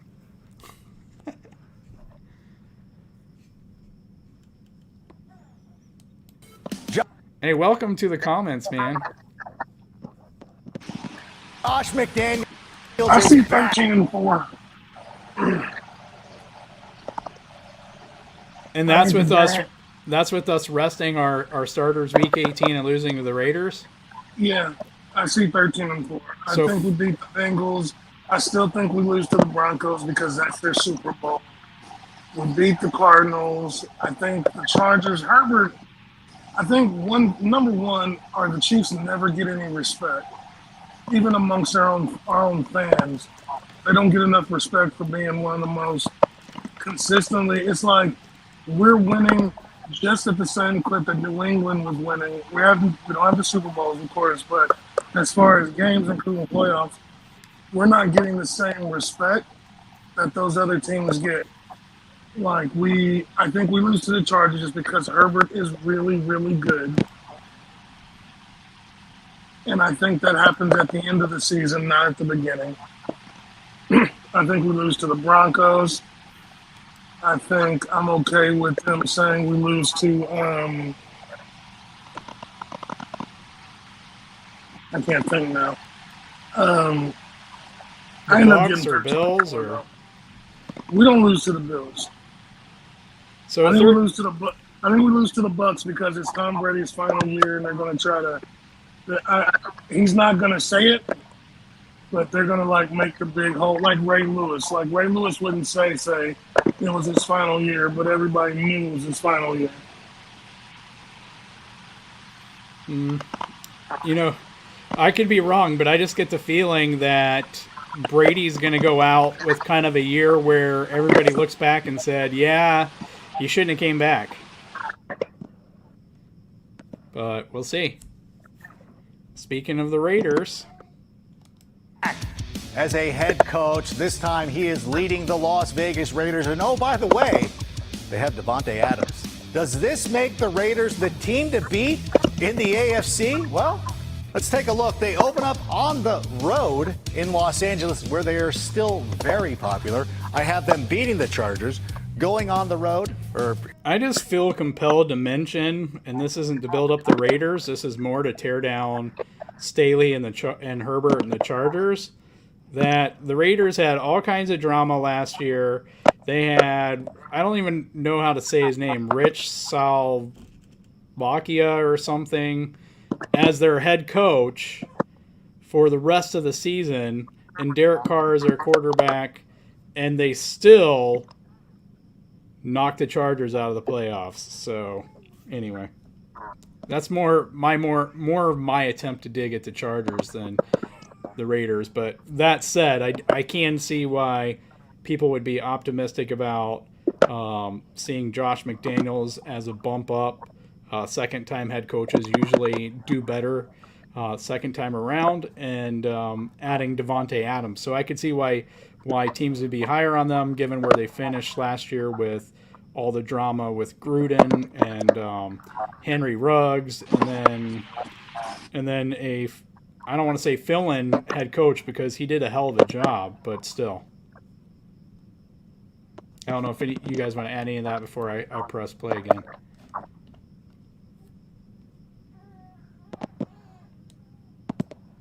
Playing at home against the Arizona Cardinals, taking a win right there, but going on the road to face the Tennessee Titans, where they will take their first loss of the season, but they come back home, beat the Denver Broncos before going on the road again. This is all very confusing. Stay with me. I will say that I think right now, well, I don't think I agree with them on the Chargers, but through the other first 5 games, I think I'm in agreement with them, other than the Chargers. So I guess I'd have them at 2-3 at that point also. We can see he's going to hit a loss for Kansas City. Yeah, I agree with him. I mean, what was that? I don't see if he has the Chiefs losing to the Cardinals, but he has the Raiders beating the Cardinals. I don't get it. Right. I'm guessing part of that was that it's a home game, and it's for whatever reason, I guess he just is bent on giving the Cardinals a game 1 win, and because it's a home game for the Raiders, he's going to give them a win. I don't know. I'm not going to defend him. I'm not doing that. I'm done.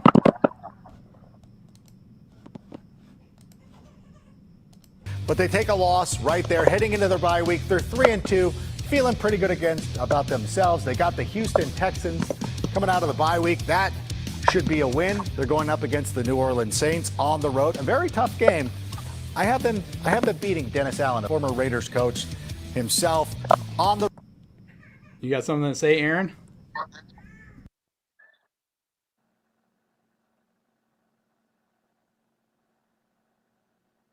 Can't hear you, Aaron. Is Sorensen going to be starting?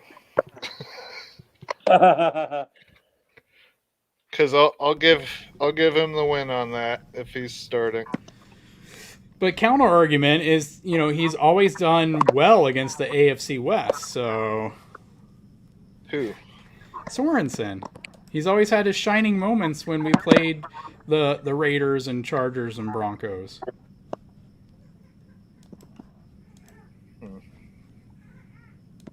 The road against Jacksonville. This is actually a tougher game than I think a lot of people will give them credit for, but I still have them getting a win right there. I have them beating the Indianapolis Colts at home before going on the road to face the Denver Broncos in Week 11. I love how the Jaguars game is a tougher game than people are giving them credit for, not some of these other games. They're going to take a loss right there. Week 12 against the Seattle Seahawks. That should be a win, but then they have a very tough stretch against the LA teams right here. I have them losing against the LA Chargers, which last season, this was the game that knocked the Chargers out of the playoffs, losing against the LA Rams on the road once again, but beating the New England Patriots. Why are there quotes? What's that? Why are there air quotes? I don't know, but I'm sure Gooch has got something to say about this one because Bill Belichick facing his former coaches. I mean, this is going to be a big one. This right here just proves how much of an idiot this guy is. Because unless your name is Vrabel, Belichick doesn't lose to his former assistants. He just doesn't. It's like Andy Reid after a bye. It's another one of those things that you can almost mark in stone like death and taxes. Belichick doesn't really lose to his assistants. Andy Reid is awesome after a bye and going into Week 1. That could easily be 5 losses in a row right there. 11 through 15. I mean, I think the best argument you could give against that, Gooch, and I'm not saying it's a winning argument, but I think the best argument would be Josh McDaniels' longevity with Belichick, that, he's coached with him so many years that he may know him better than any other coach that's ever left the Patriots to coach anywhere else. Week 6.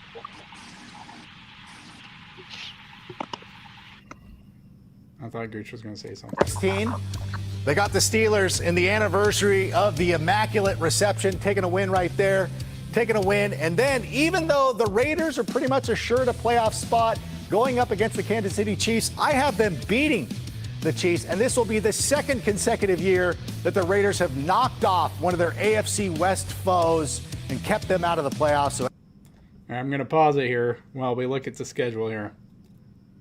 All right, raise your hand if you think they're going to win 4 straight games to end the season. Maybe some crack-smoking Raiders fan. Sorry, Jayden, what was that? I said I don't think I can put my hand any lower.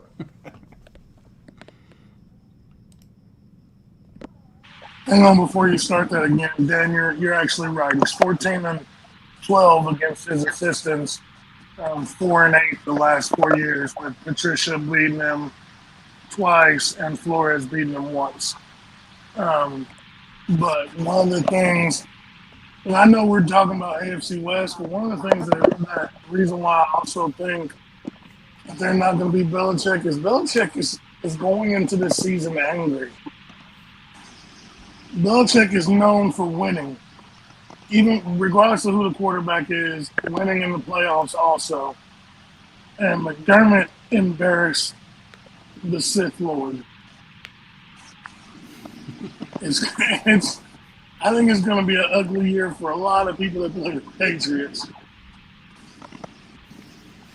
Okay, so if we are trying to get into the playoffs, it's 1-3 to answer your question. They beat the Steelers. That's it. Yeah, listen, if we somehow need to win Week 18 to get into the playoffs, we're going to find a way. I think that some of these games are going to be really great games, but again, I mean, if the 49ers are healthy and they're battling it out with the Rams to win their division, I don't think the Raiders are beating them.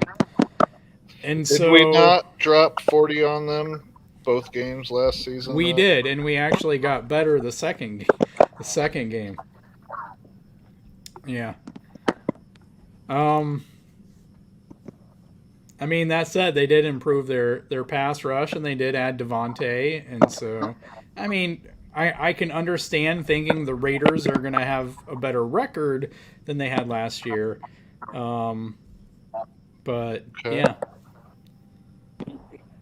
Yeah, I mean, my thing is, yes, the Raiders did go out and get Devontae Adams. That was huge. You know, he's a generation type player. But, you know, I think a lot of people look at it and say, well, Derek Carr made the playoffs last year without any dominant wide receiver. So what this guy's basically saying is, okay, Derek Carr, you know, they made the playoffs last year without a true number one wide receiver. The Chiefs technically don't have a true number one wide receiver, but Patrick Mahomes can't elevate his team to the playoffs. But Derek Carr is the type of quarterback that can make the playoffs without a true number one wide receiver. They go to get Devontae Adams, and they didn't improve a lot on defense. You know, they acquired Chandler Jones, but 12-5 is, I think, absolutely ridiculous. Yeah, and there's probably some recency bias in there. You know, the way that we lost against the Bengals, you know, all the questions about our defense, and yeah, I mean, there is some question about what the offense will look like without Tyreek, and I understand people outside of Chiefs Kingdom being less optimistic about that, but I think at the same time, you know, it always comes down to me. It always comes down to the head coach quarterback combo, and we're talking about the best one in the NFL. So I don't know that I necessarily disagree with a 12-5 schedule. Maybe I don't think they're going to beat the 49ers. I'm not sure. I definitely don't see them beating the Chiefs week 18 if the Chiefs need that game to get into the playoffs. So, I mean, as it said at the beginning, their schedule did get harder this year. So, I mean, you got to factor that in. You make your team better, but because you made the playoffs, your schedule gets harder too. So, Who did they have week 14? Week I lost track. 14 is the Rams. I believe the Rams.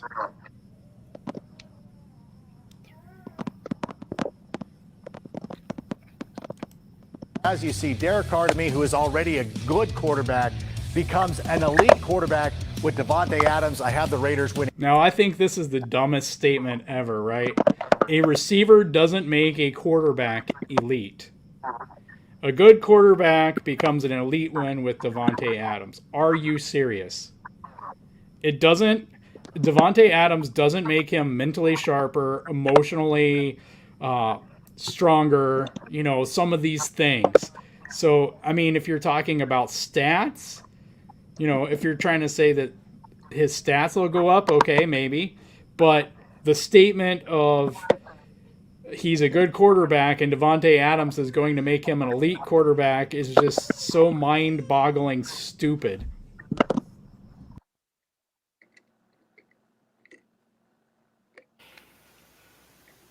Can you go back to the schedule, please?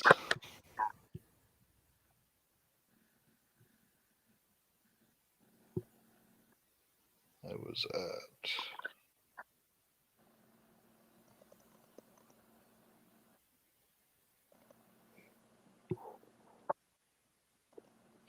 7-5, 7-6, 7-7, 8-7.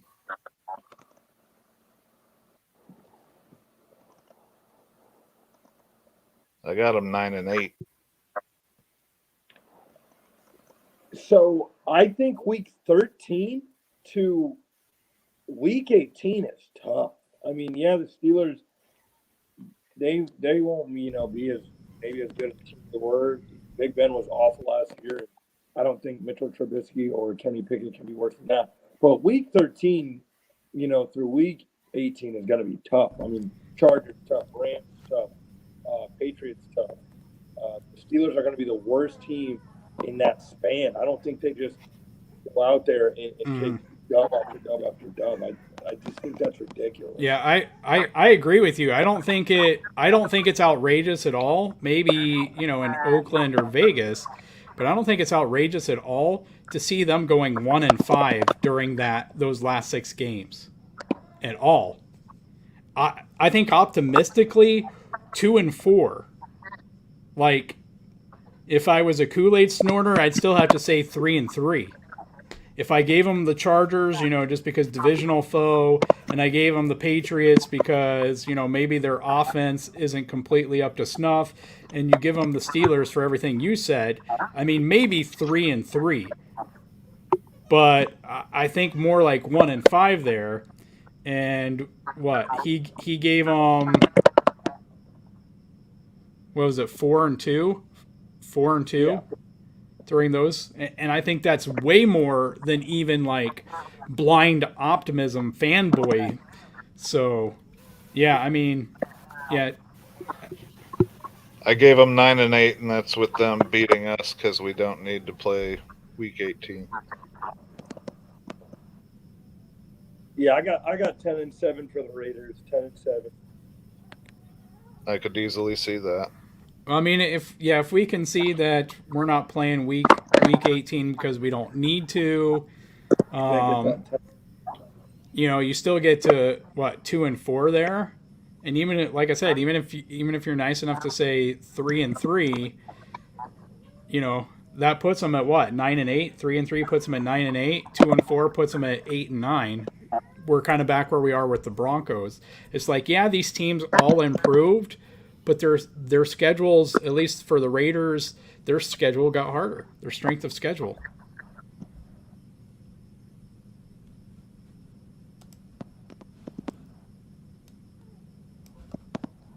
Against the LA Rams on the road. See if I can fast forward through. The Los Angeles Chargers were so close to making the playoffs last year, but can Justin Herbert overcome that and lead the team to the postseason in 2022? Let's take a look. They open up with the Las Vegas Raiders. And wait, hold on. Time out, everybody. Oh, wait, nope, too soon. I'm sorry about that. But I have them losing against the Las Vegas Raiders at home. I know it's too soon for all these jokes. But a win over the Kansas City Chiefs, a win over the... Do you guys think that they're going to lose at home to the Raiders after Staley's own arrogance cost them to lose their chance at making the playoffs? Or do you think that's a game they have circled on their calendar? I think they get revenge week 1 right there. I think the Chargers, and if you look at how they are in the past, they usually start out pretty hot. Mid-season is when they start to crumble. So I think they start out good. I don't think that they can go into Arrowhead, opening, game in Arrowhead. No shot there, but I think they can get the Raiders week 1 for sure. I agree.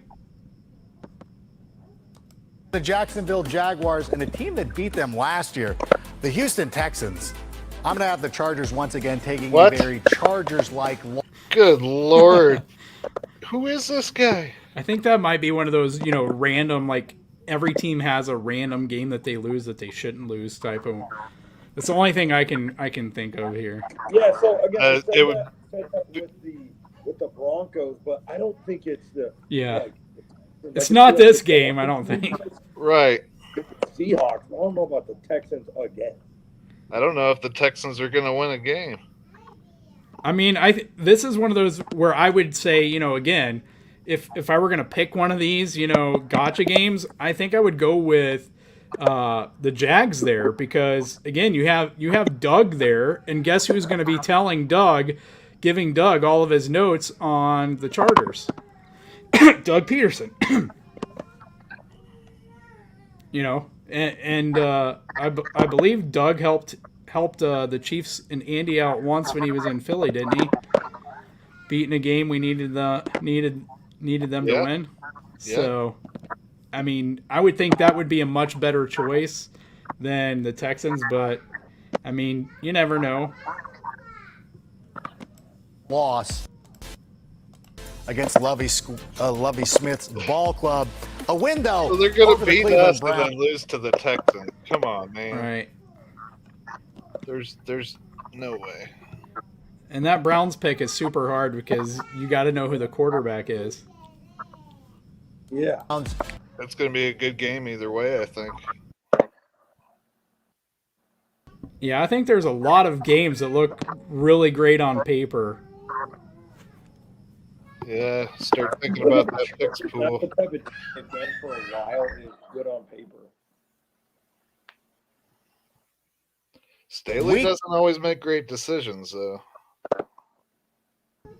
Yeah, I mean, I think the biggest thing is like you can look at the analytics, but I mean they're descriptive, not prescriptive, and eventually, you know, it's like it's the gambler's. Sorry, Dan, if you're still on here, it's like the gambler's dilemma, right? The gambling addict's dilemma. Like the next one is going to be the one I win. I keep losing all these, but the next one is going to be the one I win. Or, you know, the exact opposite. And so, you know, Staley might make 100 great decisions in a row, but eventually he's making the ones that cause them to lose. And that's, you know, that's kind of the biggest thing is like, but he just sticks with it, right? Because he knows eventually, right? If I flip a coin 100 times, the odds say that it's going to be heads 50 times. Well, again, that's, you know, that's not prescriptive. So there can be 99. I can do it in 99 times. It'll be the opposite of what I say or expect it to be. It can be heads all 100 times. Eventually, though, you know, you go out to 1,000 or 10,000 or whatever, and that's where you get, you know, that's where you get to, okay, by then it should be half the time. And so for me, that's where I think Staley and his commitment to analytics, and I'm not digging analytics at all. I'm just saying I think this is where it gets him because some of these times, and it seems like it's the most crucial times. Week 6 at home against the Denver Broncos, who travel very well to Los Angeles, but I have the Chargers winning that one. I have the Chargers beating Seattle, going 5-2 into the break, and there's actually some favorable contests upcoming, including the Atlanta Falcons, but a difficult one on the road against the San Francisco 49ers will result in a loss. Week 11 going up against the Kansas City Chiefs at home. You know, the Kansas City Chiefs never seem to lose in Los Angeles. They have dominated the matchup, not only with the Chargers, they've beaten the Rams in LA. They've been very good in Los Angeles, but week 12 on the road against Arizona, to me, that is going to be a loss. But then they go to Las Vegas, where they ended their season last year with the ill-fated timeout, and this would have probably been the better part to have that little joke there. Let's give them a win right there. A win over Mike McDaniel and the Dolphins. Week 15, Tennessee Titans. I think it's going to be a win for the Chargers. Week 16, this will probably make or break their playoff run. I have them. Yeah, he's consistently down on the Titans from what I've seen. And so far he really has a split it, like all the AFC West splitting their games. So like he doesn't have anyone in the AFC West dominating, you know, every team in the AFC West. But we'll see. No, we usually do. Right. Beating the Indianapolis Colts and then in the Battle of Los Angeles. Indy? What's that? I think he's got every one of us beating Indy. Yeah, he seems to be. Maybe I'm just way higher on Indy than I should be. I don't know. I don't think so. Give me a win for the LA Chargers right there, but taking a loss on the. I think those last two are flip-flopped. Well, no, okay. I mean, he has to. This is what it is, right? He has to do it because he has every AFC West team splitting. So he can't give them the win over the Broncos because then he would have them beating them both games. But I think it's just laughable to think that they're going to beat the Rams, and two, that they're going to beat both the Colts and the Rams in consecutive weeks. Yeah, he hates Indy and he hates the Rams. So we'll see. That's strange. Oh, I guess we got the whole schedule on there. So I guess our last reactions to this, guys, and then we'll take some of the chat questions or whatever. Gooch, you still awake? Jayden, you going strong? You guys are on the East Coast. Or I don't know if Gooch is on the East Coast right now or not. Who is this freaking guy? Those are my closing thoughts. I don't know, but as a bald, bearded man, I take great offense to him. Gives you a bad name. Yeah, I just don't. I don't understand how you can have someone that is a consistent winner as the Chiefs have been, and out of all the teams in the AFC West, you're going to go, I'm going to pick that team right there to miss the playoffs. It's just, it's not. If you look at sports, it's just not usually what happens. It's hard to take a team that's consistently good and not even 10 wins isn't bad, but just make them a non-playoff team. So I just think it's crazy that this guy gets up on national television. I mean, he's paid to say those things, but to say, you know what, I'm going to pick that team to miss the playoffs. 4 conference championships and then no playoffs. You fall down that much? Yeah. I don't see it. I'm glad you agree with me, Dan. That's how I see it as well. But this guy, I think he has Indy. It really seems like he has Indy and the Titans like losing basically every game against the AFC West. So who does he have winning that division? Hey, good to see you. Jags almost from his perspective. I mean, he has the Titans and the Colts losing a lot of games in the AFC already. I mean, that looked like it was maybe 3 losses right there from both teams, or they're losing every single game. So it's like 3 losses right there. And I'm like, what's going on? Are these teams going to be 3-3?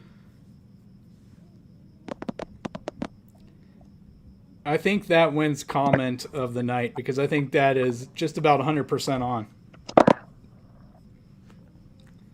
Let's just get out the darts.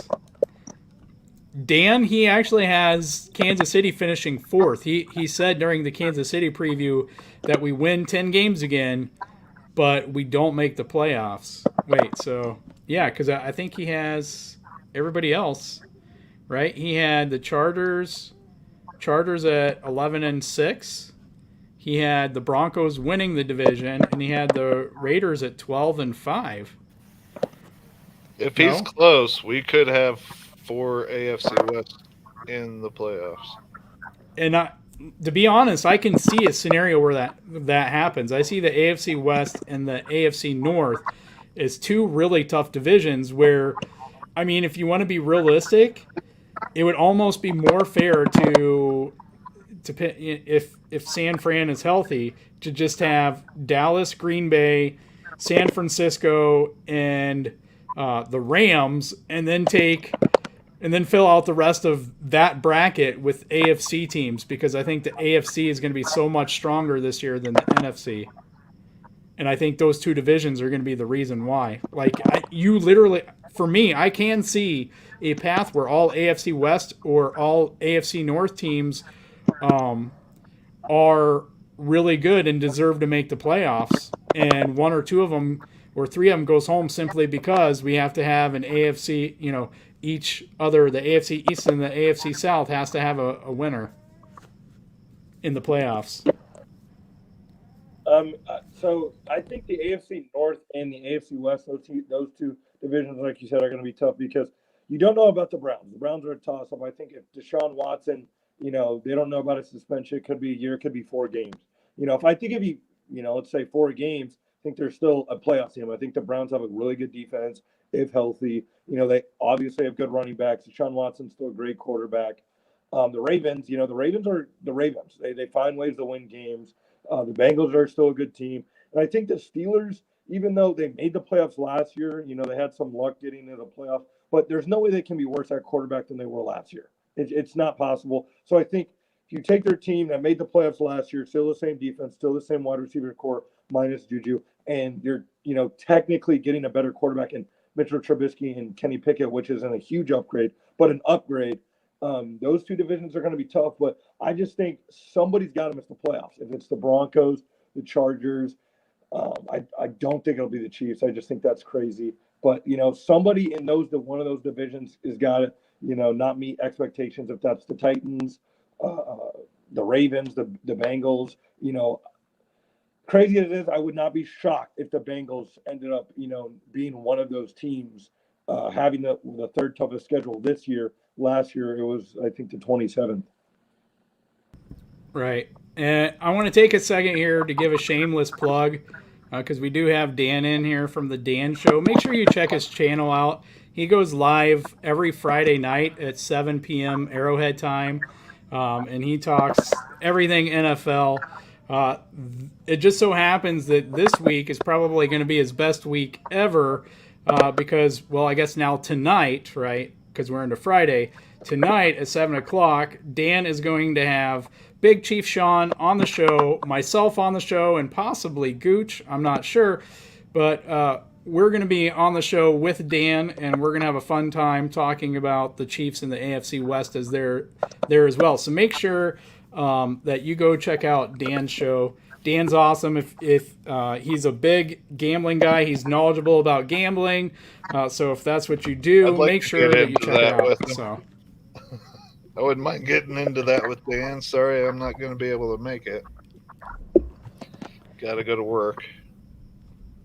He's got to make the money so that he can watch Dan's show and Dan can help him double that money. Right.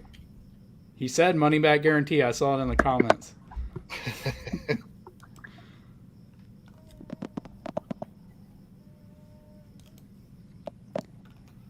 I haven't gotten down all the way to the bottom yet of the comments here. Do we have any questions for us? I did not notice any. Thanks, Maui. Have a fun day at work. Great to see you.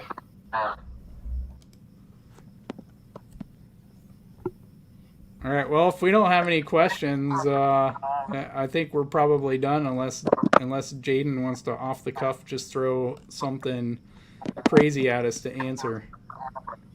I don't think I got any things tonight. I mean, I think we cover. It's a little too late. Triple predictions I just watched. My eyes are bleeding. A lot of brain bleeding going on right now. Talking about the Cardinals and Titans sucking and Colts, and I guess everybody else besides the Raiders. This guy loves the Broncos. That's all I know. Or maybe he just really loves Russ. I don't know. But That's probably it. Thank you guys for watching this live stream. We're trying to do this every Thursday night, I guess technically Friday morning at midnight. If you're not a subscriber yet, make sure that you subscribe, hit the like, share it. Again, go check out Dan's show. We'll hit this question here. How many of this year's draft class end up starters by mid-season? And that is that's a good question. That is a good question. Who wants to go first on this? We've got McDuffie. We could just all do it. We've got McDuffie, Karlaftis, Cook, Kennard.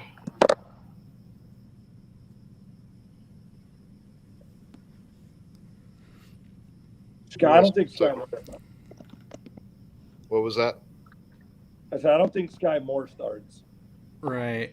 Yeah, I just don't think that's what they do. Yeah, it's just not what they seem to do with rookie wide receivers.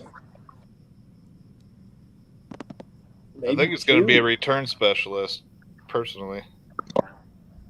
Who's that? Moore. You think Sky will? Man, I'm really rooting for. Count that as a starter. I'm really rooting for Pacheco to get that, but yeah. I think as soon as Pacheco starts doing good at number 10, Tyreek's going to send a tweet out. Yeah. I would agree with Kennard. If there was anybody on the offense, I would think it would have to be Kennard. Yeah, I do think George is going to be starting by midseason. because that'll be the point. Mid-season comes after the bye, so even if Spags, does what he did with Bolton behind Hitchens or Thornhill behind Sorensen and kind of that stuff, I think by then, unless Karlaftis is really far behind, and one of the things, that we saw in the video there, or you didn't hear, but when you were hearing Mahomes talk about his trainer, I saw the video of Karlaftis and other people are training with Mahomes' trainer as well. And Karlaftis was doing these hip bends and stuff like that to really work on his flexibility. So, I'm going to say Karlaftis too, McDuffie.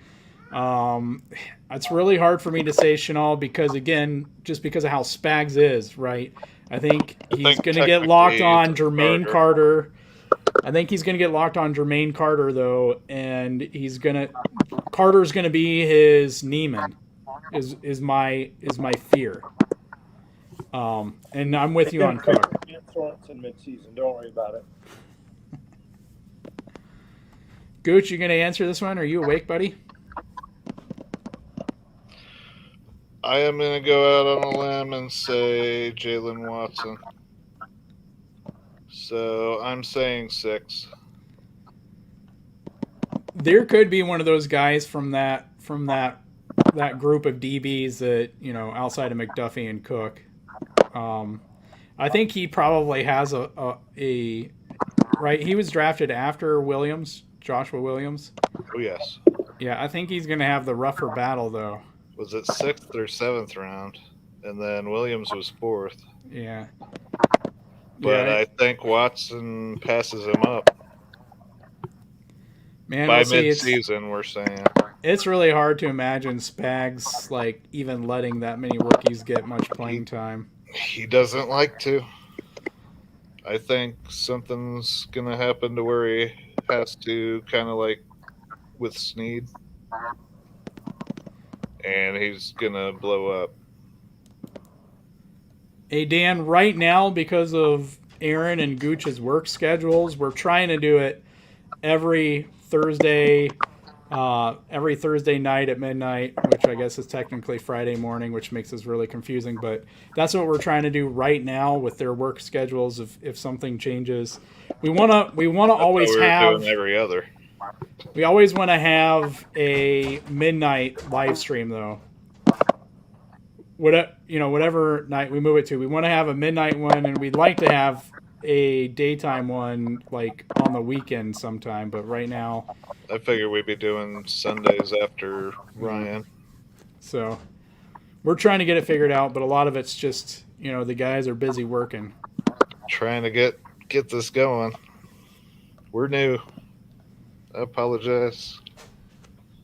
All right, so Dan asks says the best battle is Chenal versus Gay. Who wins that? Man, I don't like to say Gay, but I don't know. He's got to stay healthy. Why are we saying that's a battle though? We put one on one side and the other on the other side. Right.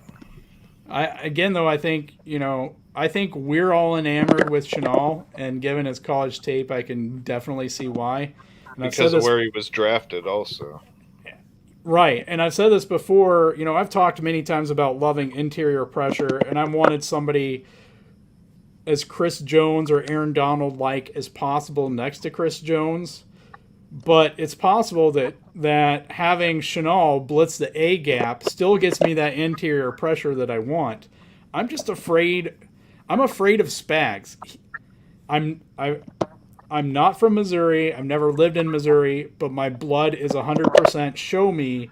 And so right now I need Spags to show me that I can trust him as a defensive coordinator. That's where I'm at.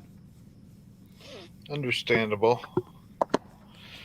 But I've also watched Gay at this level take on guards, so he can blitz the A gap as well. And I want them both to be sitting there and them guessing which one's coming if they're coming.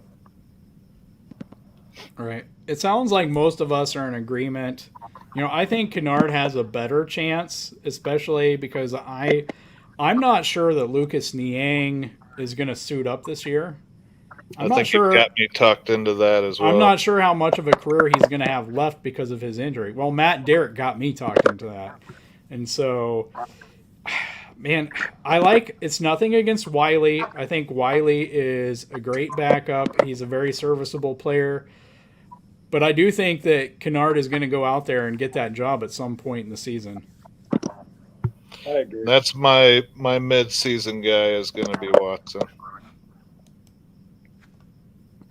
Starting about mid-season. The late guy is either Justin Ross. That's a stretch, but I would love to see that. The most who Mahomes has talked about the most. I don't know if that's just trying to get his rookie hyped up or ready to go. But it's Sky Moore. I mean, he just was in Texas working out. But I think he really likes the way Sky Moore can catch the ball. I mean, there was really an image he put out on Instagram. Sky Moore just going out there and getting it. So I think Mahomes likes Sky Moore. I just don't know if the enemy or Andy Reid really has that trust in him right away. They haven't really been the best at playing rookies right away. So my sure things are definitely McDuffie and Karlaftis. The other guys, I think they're right outside that area with Sky Moore, and I think Kennard, he'll take the starting position. Yeah, I think for me the hesitancy with Sky is just all the difficulty of that position in Andy Reid's offense for a rookie receiver. And can you block? That's big for Andy Reid. Is can you block as a not a number one starting wide receiver? Can you go out there and block? That's what's huge for Andy Reid. And even though we don't have Tyreek anymore, MVS is on a 3-year contract that we can get out of, but Juju is here on a 1-year deal because he wants to cash in. So he's going to expect a certain amount of targets. And you know what? Maybe that's offset by the fact that you kind of want Travis to take less targets and get more rest as he ages. But yeah, I mean, if you think about how many touches Moore could get a game, I think someone was doing the math, the other night. It might have been you, Jayden, threw out some stats for Ryan and Seth, and it's like if he gets 5 catches a game, you're at what? You're at 85 catches. So, that's kind of a lot. So, bump that down. Even if it's 2 catches a game, you're at 34 catches. So then how many targets or plays is he going to be on the field to get something like those two catches? Yeah.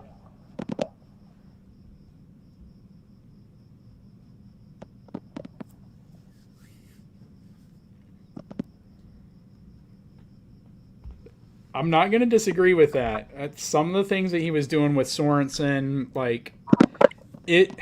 sometimes Spags looked like he was playing Sorensen because he wanted to embarrass Sorensen.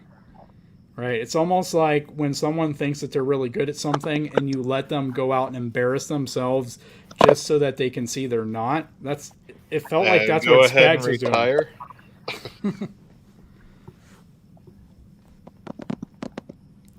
I do think that they can make a concerted effort, to put him on the field for a bigger handful of plays, maybe more so than other guys, because he's not, like Hardman and Hill, they were speed guys, and Hill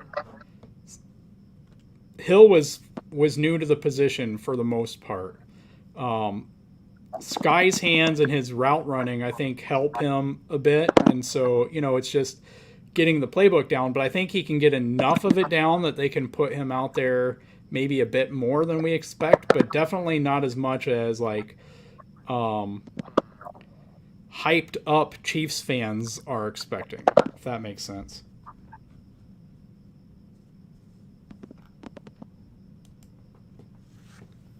All right, any more questions out there, guys? And ladies, if we have any ladies other than Gooch. Gooch, are you asleep? Yes. He is asleep. He's so asleep. Again.